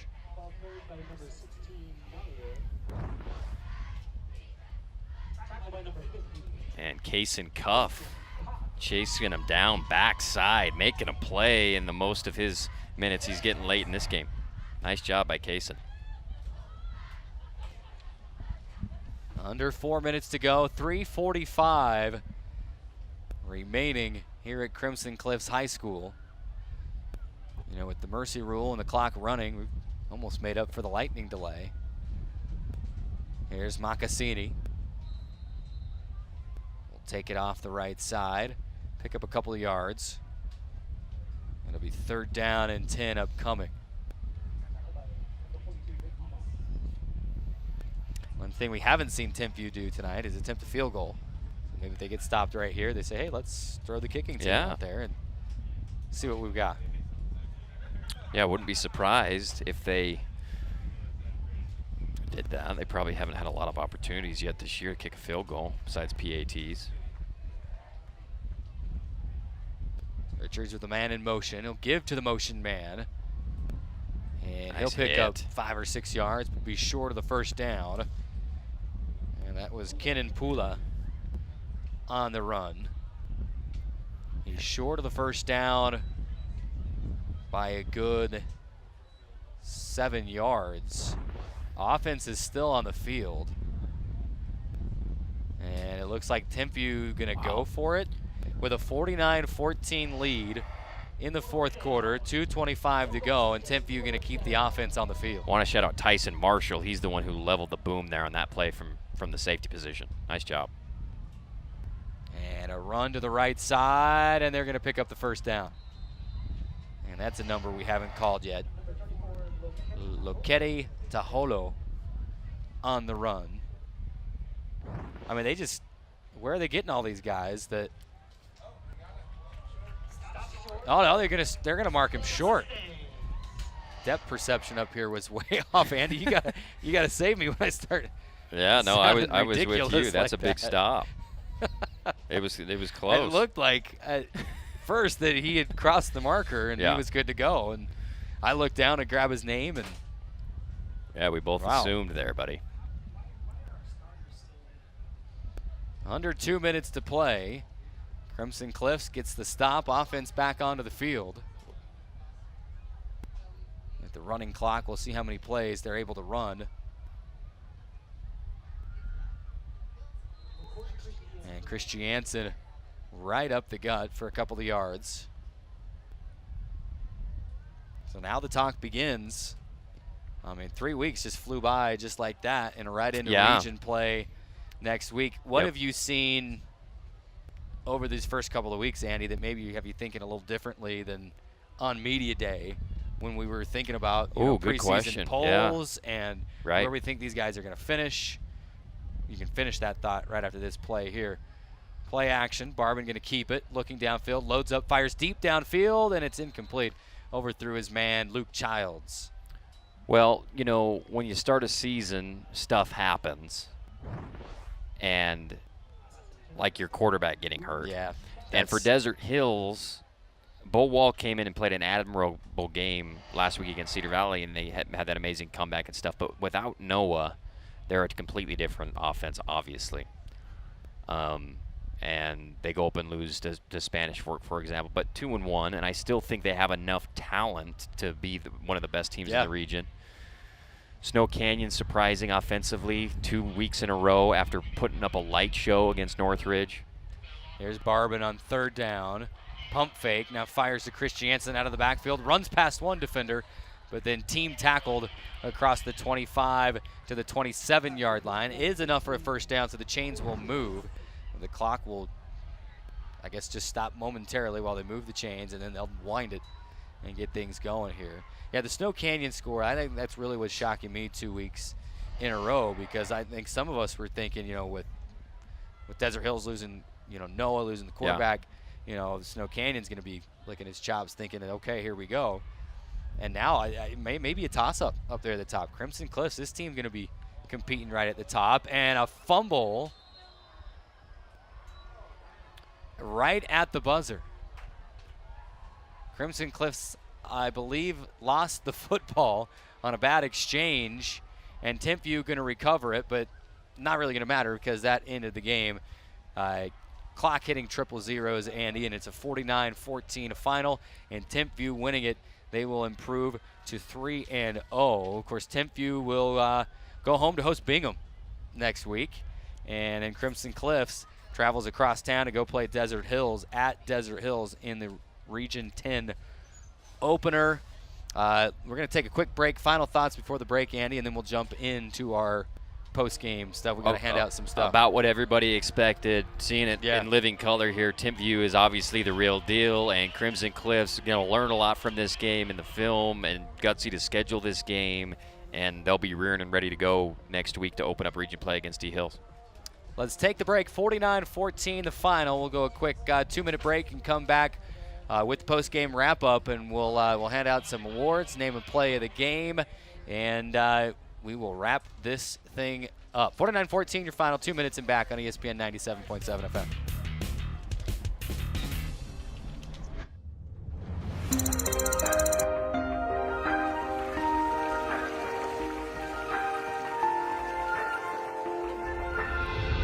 Ever wonder what's just over the horizon? You should. The land of exploration is calling.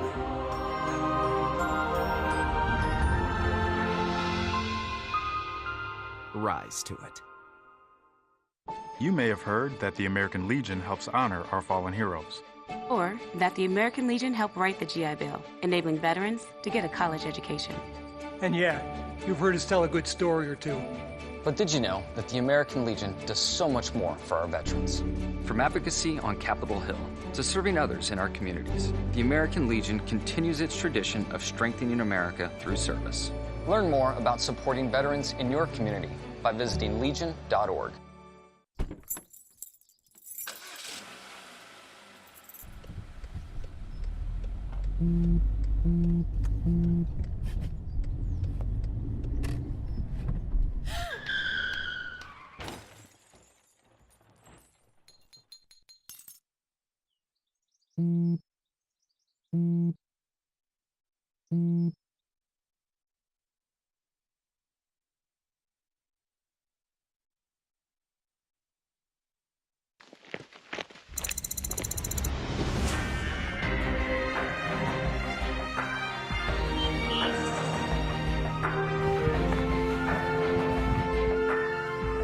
Sometimes your surroundings make you feel a little more, well, like you. The land of vision is calling.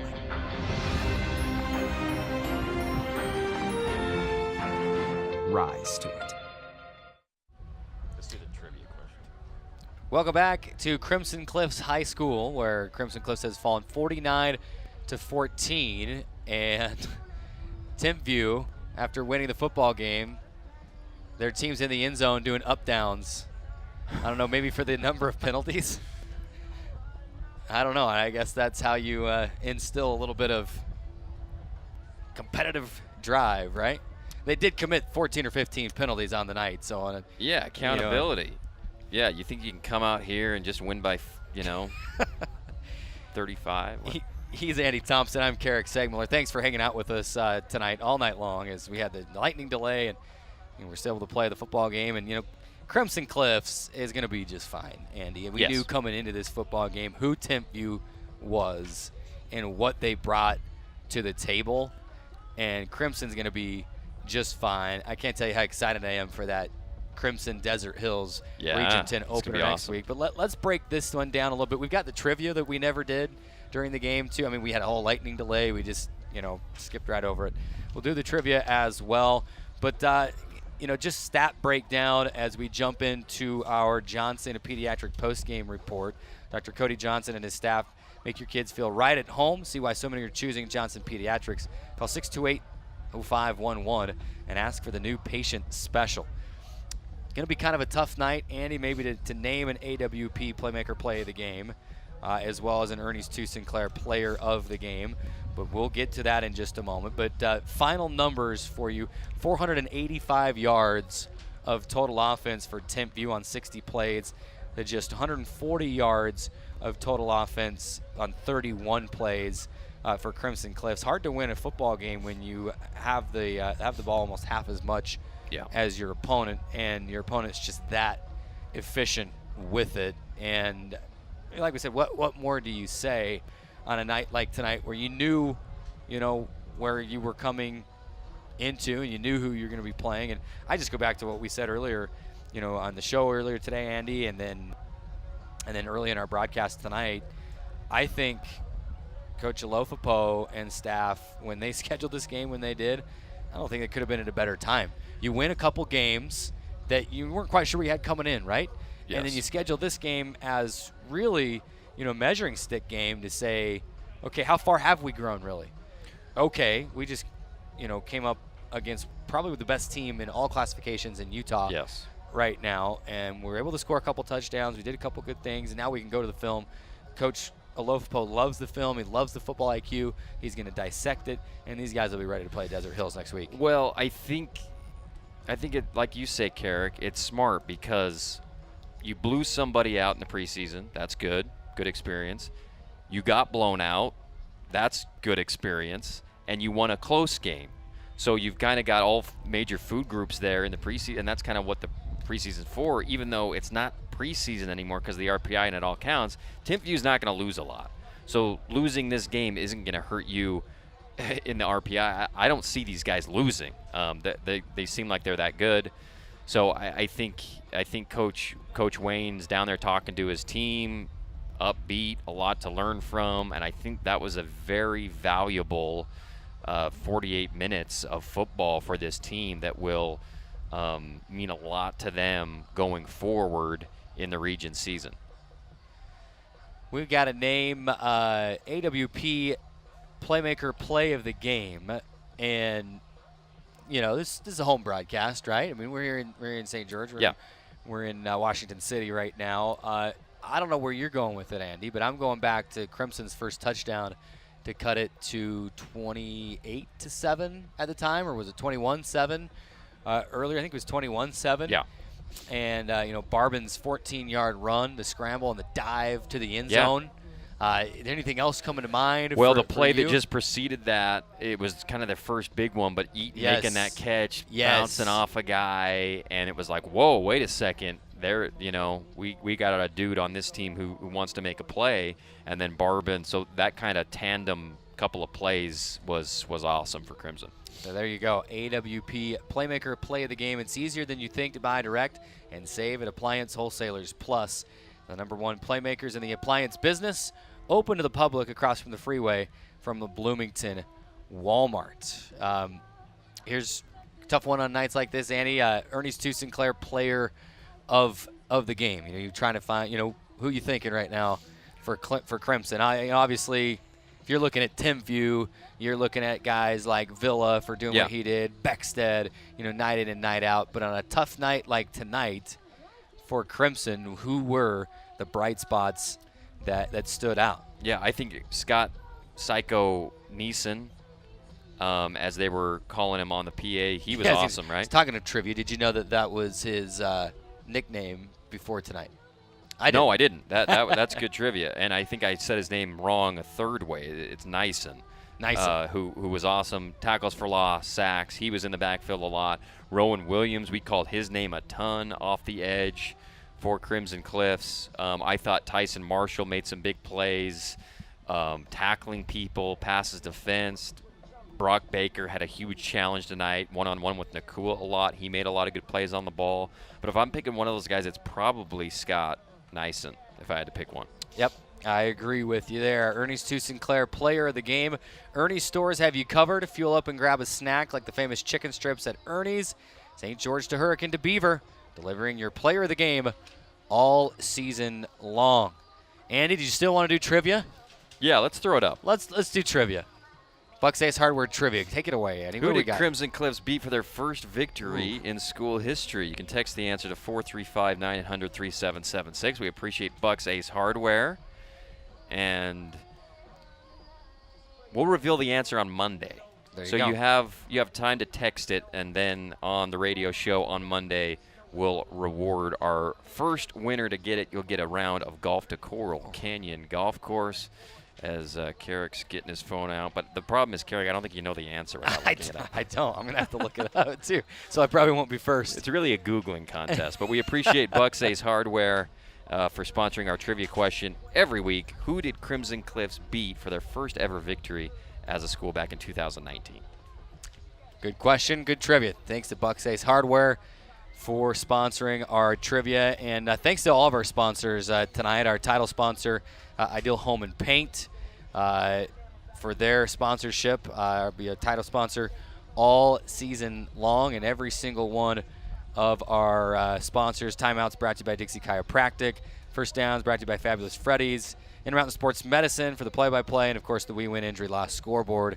And on that it reads final 49-14 in favor of Timpview. You got anything else to add, Andy? I'm just excited for region play next week. It's amazing how fast football season goes. You got to cherish every second of it, because especially high school, it's over in a flash, and it's already time for region play, which is bittersweet. I can't wait for it to happen, but I'm sad that we're already 3 weeks through. But tough night for Region 10, but I'm excited to kind of get into the nitty-gritty of region play. So we mentioned Snow Canyon is at Cedar next week. Pineview is at Hurricane, and Crimson Cliffs will be at Desert Hills. And, of course, the broadcast schedule will be announced early next week. Let's go. For the Region 10 opener. Did want to report, last you heard, Andy, Dixie leading 17-7 at Palm Desert. At Palm Desert, yeah, that was a little while ago, so that there's probably an update that's more recent than that, but the Flyers looking good as of that last report in California. Cedar is leading Canyon View 28-21 late fourth quarter.